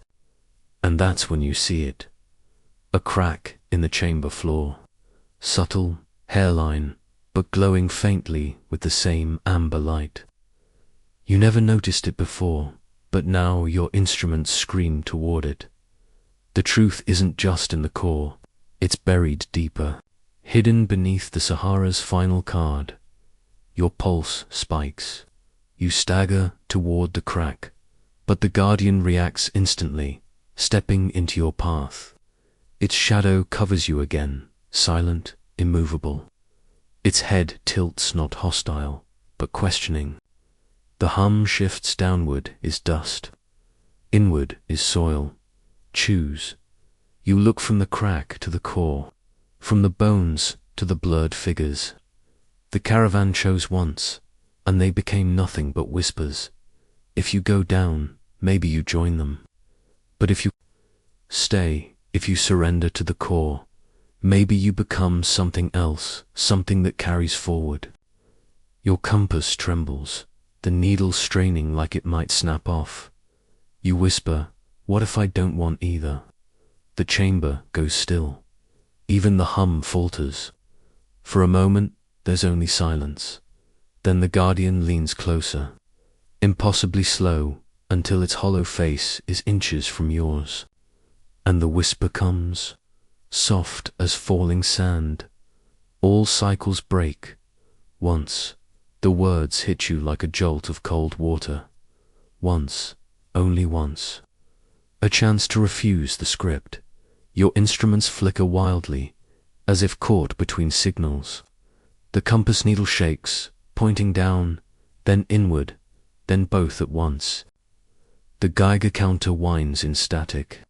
The magnetometer spins. Even your watch cracks. The second hand snapping off entirely, no longer able to keep time. The Sahara is giving you a loophole, or daring you to believe you've found one. Your throat is dry, your chest tight. You can't think straight, but maybe you don't need to. You just need to decide. To leap before the desert buries you like all the others. Do you press your hand to the core again, surrender to its rhythm, and become the soil that carries forward? Do you tear at the crack in the floor, dig downward into the dust, and risk vanishing into silence? Or do you seize this fragile, impossible hint of freedom and try to break the cycle entirely? The guardian waits, perfectly still. The blurred figures waver like mirages, neither alive nor dead. The bones watch from the dust, empty sockets full of warnings, and above it all, the desert itself leans closer, breathless, listening. You take one final look at your compass. The needle twitches violently, then shatters, the glass face cracking into a spider web. No more direction, no more false certainty, only you, the seed, and the silence. You exhale, steady, almost laughing at the absurdity. Of course, I came out here chasing answers, and the only thing I find is a test that doesn't even have instructions. The chamber hums once more, louder, longer, waiting, and you realize this isn't about choosing the right path. It's about choosing a path, any path, because cycles don't break by accident. They break when someone finally refuses to hesitate. You reach forward, toward what you haven't decided yet, but whichever you choose, you know the desert will remember, and the Sahara does not forget. Your hand hovers in the half-light, suspended between the amber glow of the core and the faint fissure in the floor. Time doesn't stop, just stretches, thins, folds in on itself like paper, until you can't tell if seconds or centuries are passing, and then you choose, not aloud. not with words, with action, with breath. With the smallest tilt of your weight, the chamber reacts instantly. The hum fractures into chords, overlapping, like dozens of voices speaking at once in a language you almost but not quite understand.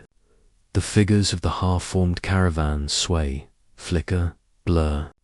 The guardian stiffens, its massive shadow elongating as though reality itself is warping around it. And beneath everything, the Sahara sighs.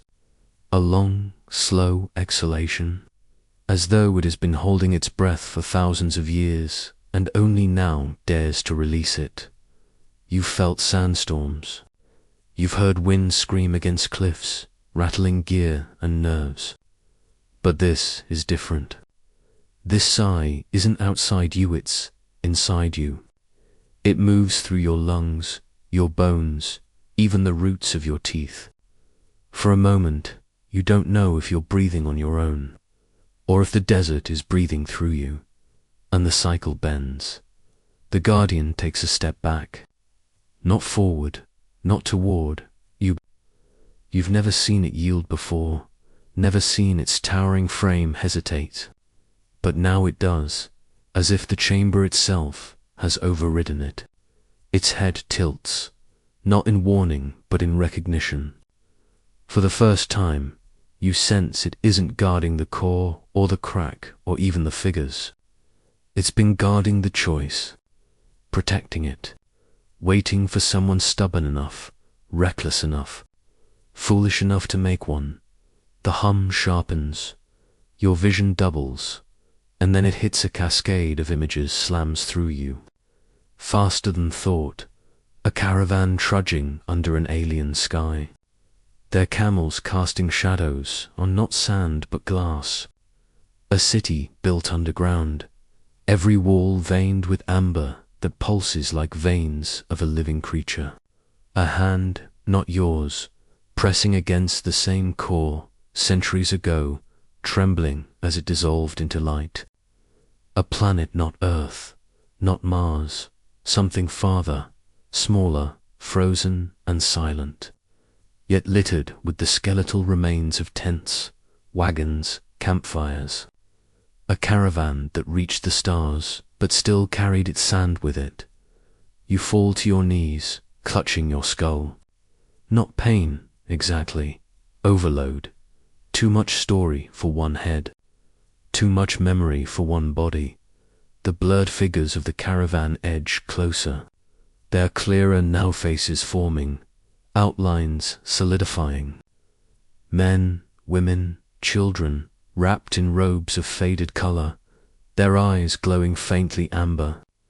They look at you, not with pity or menace, but with expectation. One steps forward. A child, maybe 12, her small frame swaying as though caught in a breeze you can't feel. She opens her mouth, and for the first time, you hear an actual voice. You broke it. The words echo strangely, fractured, as if layered with hundreds of other voices, yet the meaning is clear.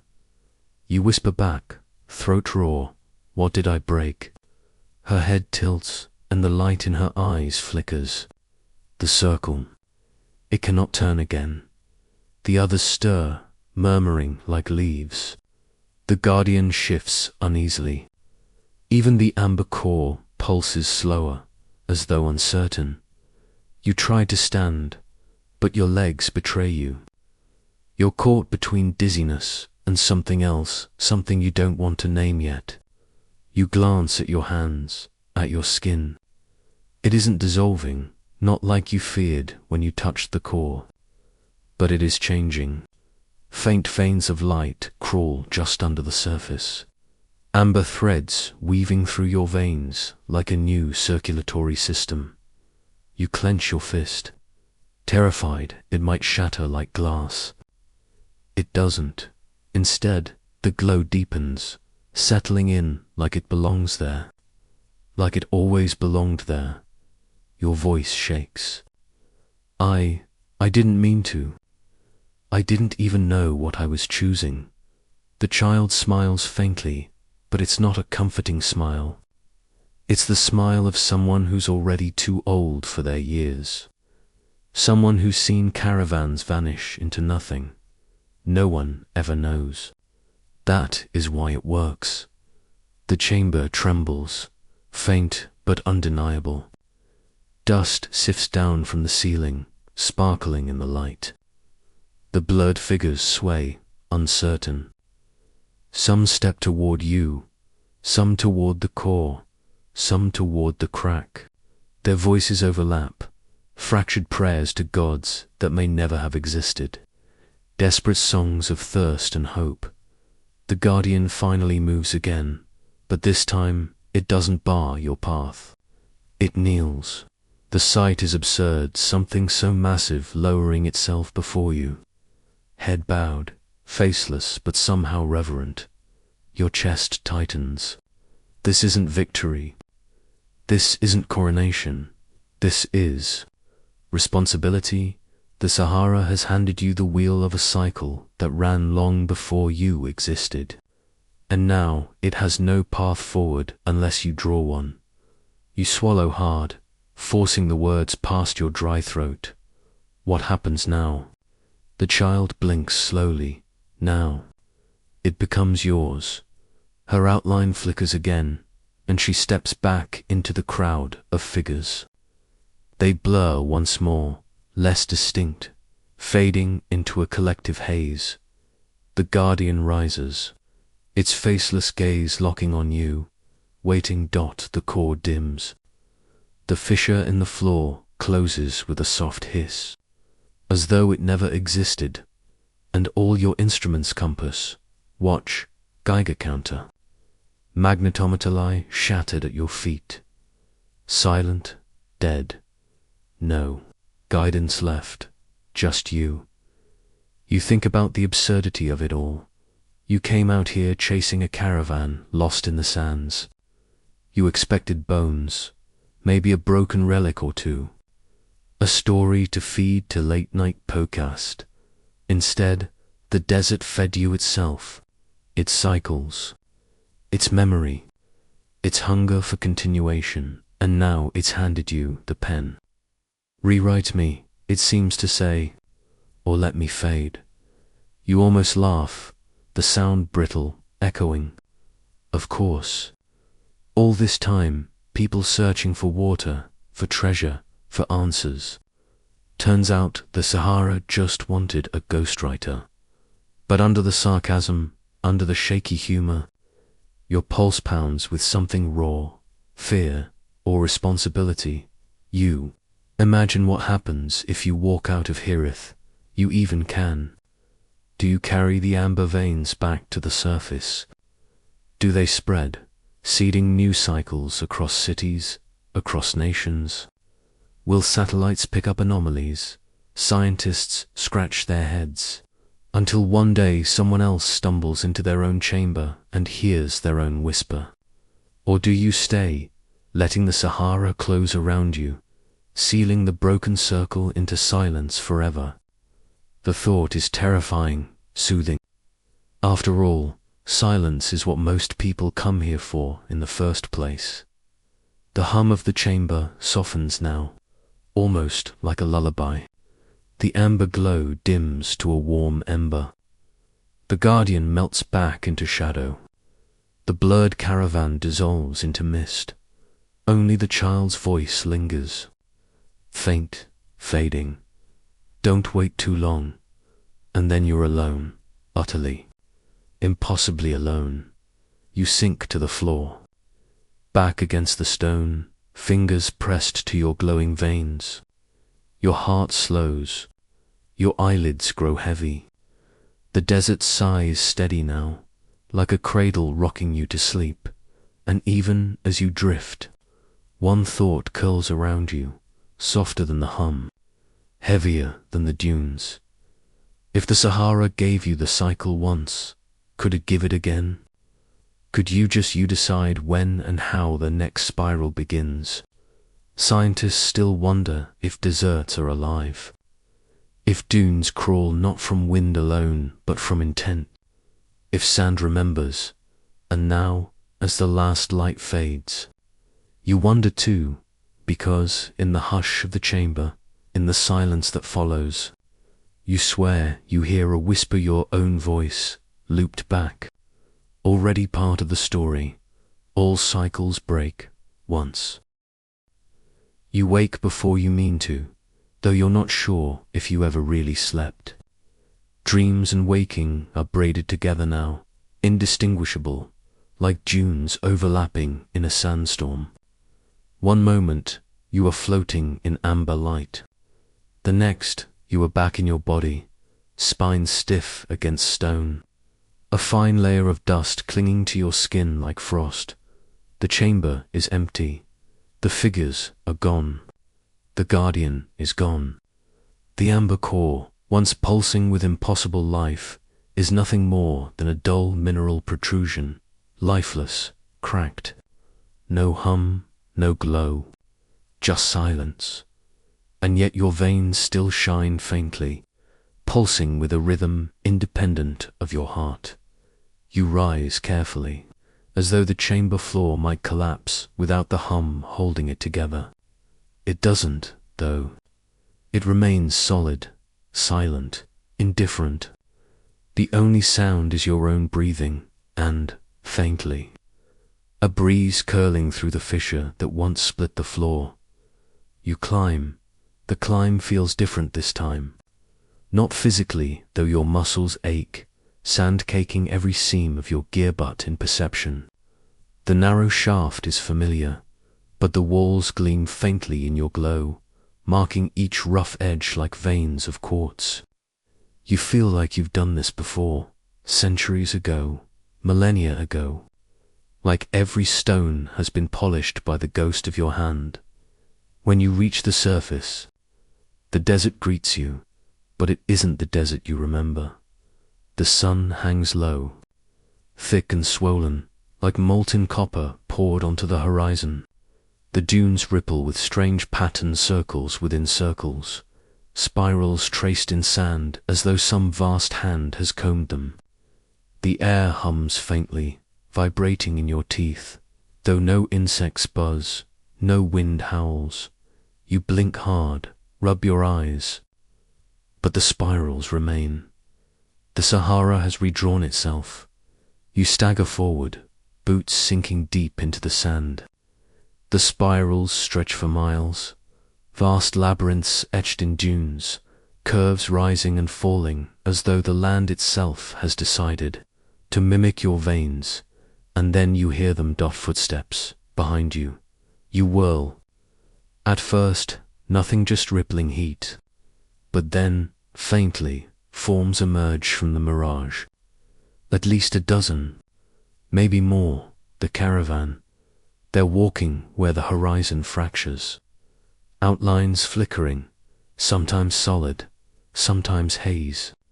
Not close enough for detail, but undeniable. Camels sway, cloaked figures march. The entire caravan trudges across the dunes, in rhythm with your pulse.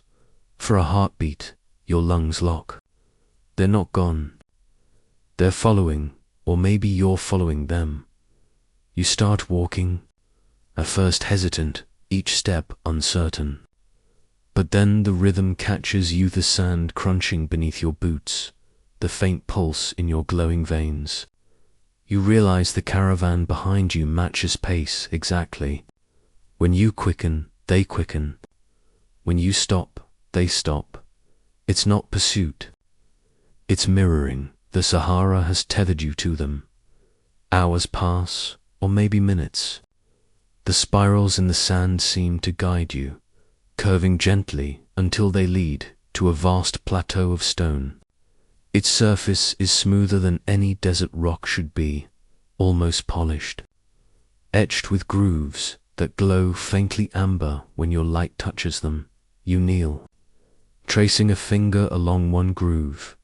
Warm, not from the sun, this is deeper, subterranean. A residual hum, buried but alive. And then you notice the carvings. They're crude but unmistakable. Camels, tents, human figures. stars, suns. A story carved into rock. The same story you just lived. The chamber, the guardian, the choice. Even the child with glowing eyes. Except here. The final carving shows something you don't remember. A lone figure walking away from the caravan.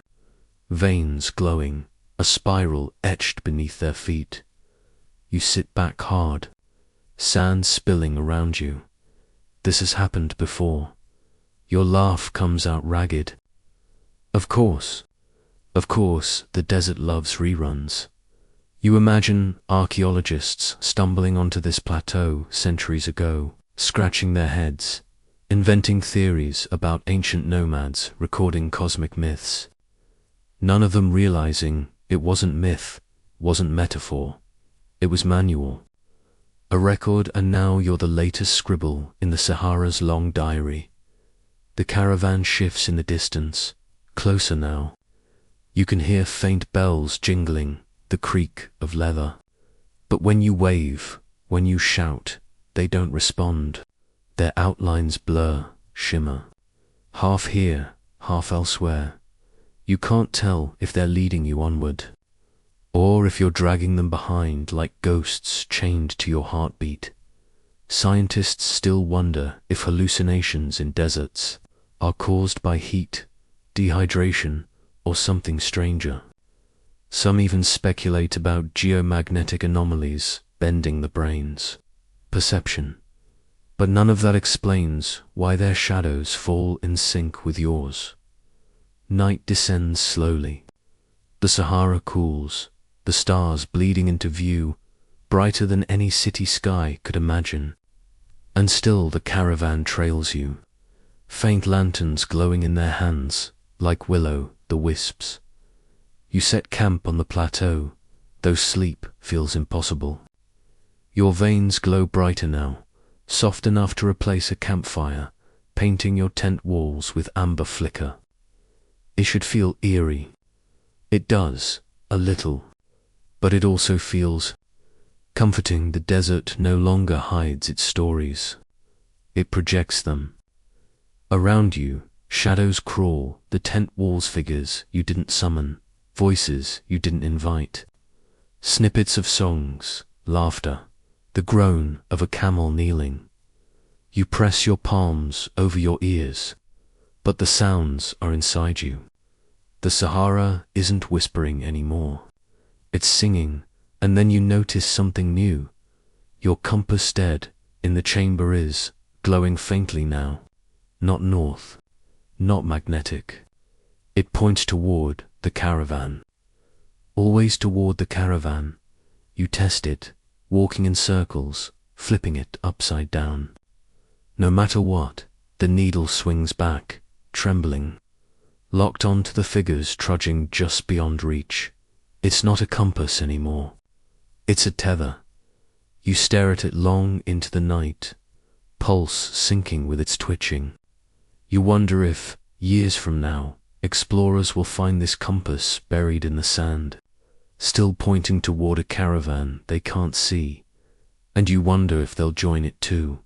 As the stars drift overhead, you find yourself speaking aloud, voice cracking. Am I the last? Or the next? The dunes don't answer. Neither do the figures. But the spirals in the sand glow faintly in starlight, etching paths you can't yet read. Your eyelids grow heavy again, desert lullabies weaving through your veins. And as you slip toward uneasy dreams, one question haunts you louder than the rest. If the Sahara rewrites its cycles with each choice, each vanishing caravan, then who was the first? And who decided it should never end? The sand shifts, the caravan flickers, the cycle turns. You stumble onward, sand crunching beneath your tired boots, and for a brief moment you're convinced your eyes are playing their cruelest trick yet. Out on the horizon, wavering like heat over asphalt, there's water. Not just a puddle, not just a shimmer, but a whole stretch of liquid silver that seems to breathe with the desert air. An oasis after days of endless dunes. And here's the funny part. You don't even trust it. Not entirely. You've seen too many mirages already, those lazy pranks of the atmosphere. But this one feels different. It reflects the sky with too much precision, as if the stars themselves dipped down to float upon the sand. You drag yourself closer, step by reluctant step, the way you edge toward a vending machine at 2 a.m., even though you know the last soda is probably stuck behind the glass. Still you go, and the closer you get, the more it looks like the perfect commercial break in your long desert nightmare. A cluster of palm trees with fronds swaying gently, their trunks bending like dancers caught in a half-frozen bow. The air even smells different, cooler, fresher, carrying the phantom scent of wet earth. Now, here's the kicker. When you reach it, when you kneel down, cupping your trembling hands to scoop, the water is there, and not there. It's liquid, it's cool, it sparkles between your fingers like poured glass.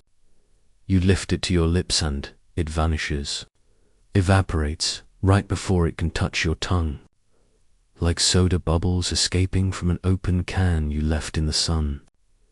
Your body protests instantly, stomach knotting, throat aching, every cell screaming in rebellion, and still the oasis holds its ground.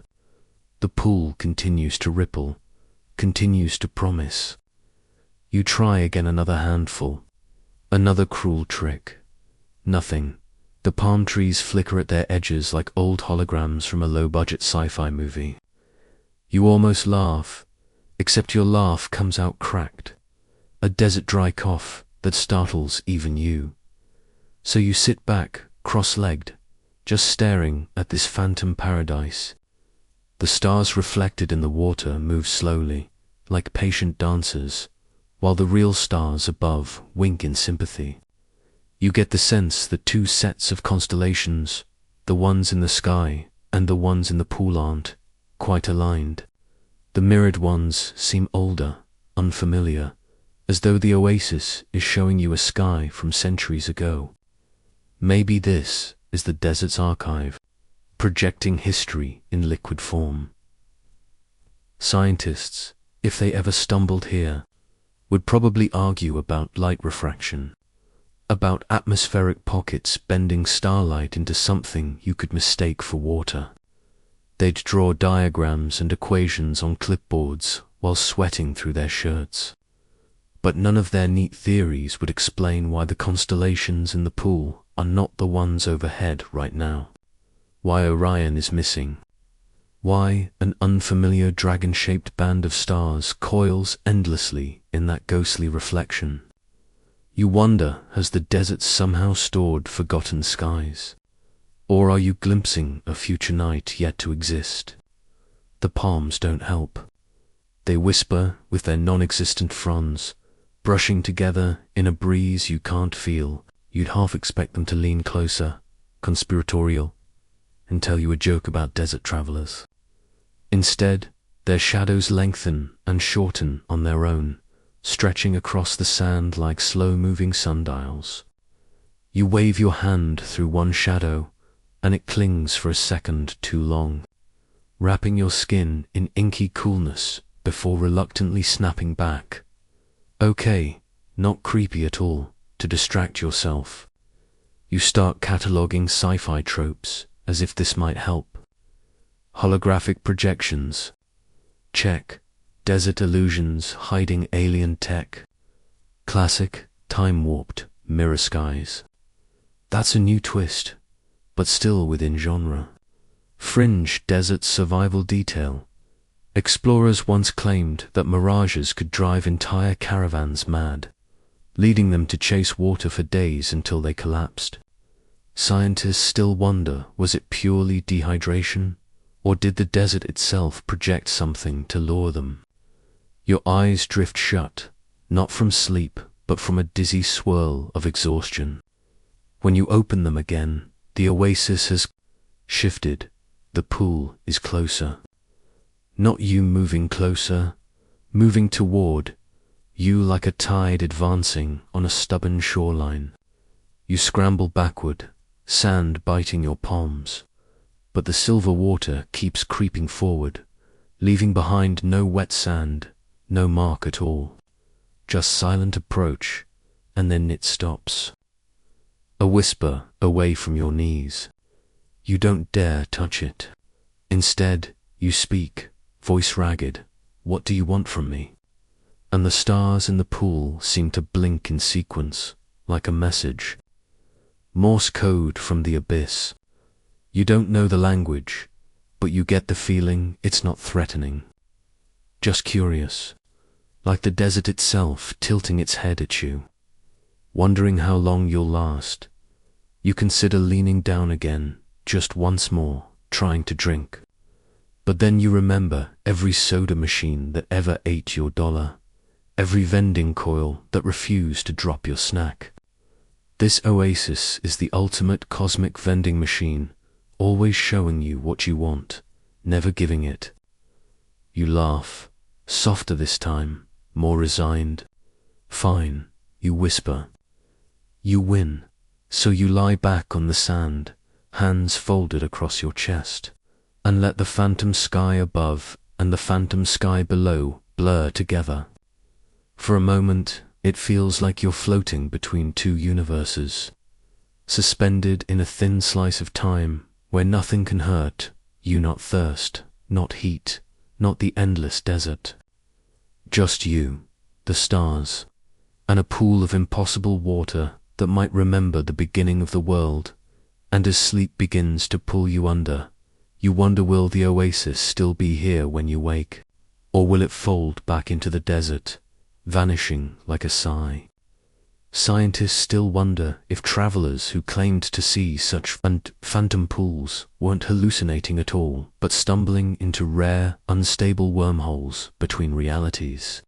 A desert glitch, a crack in the simulation, a cosmic prank hidden in the dunes. Maybe that's what you've found. Or maybe you've simply gone a little mad. Out here, the line between the two is thinner than the edge of a dune at dawn. The caravan has stretched itself thinner than starlight.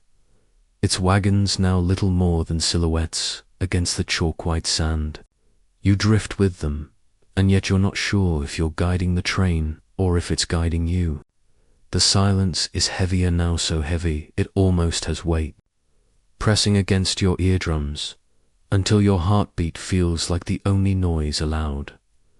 The stars above shift in subtle ways, as if nudging you toward the end of this journey. A trick of desert exhaustion. Or maybe the galaxy itself has choreographed this last stretch.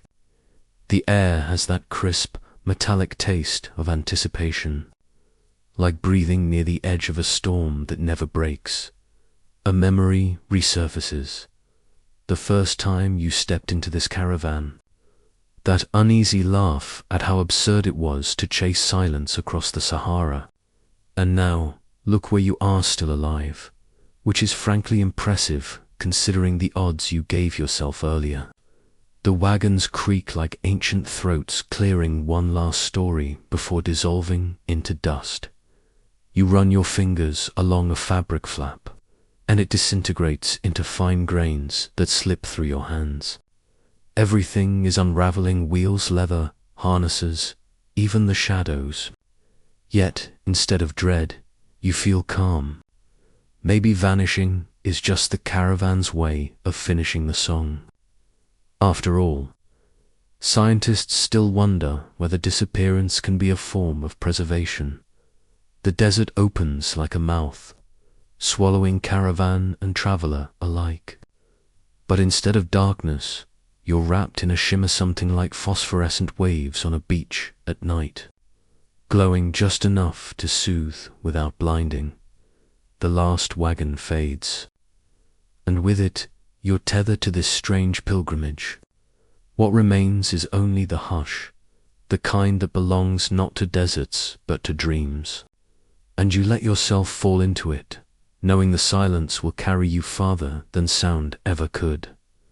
And now, the caravan has slipped from sight, leaving nothing but a faint ripple of silence across the dunes.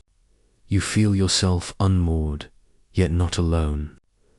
The Sahara holds you the way warm blankets hold a sleeper, its sand softening beneath your weight as though eager to cradle you.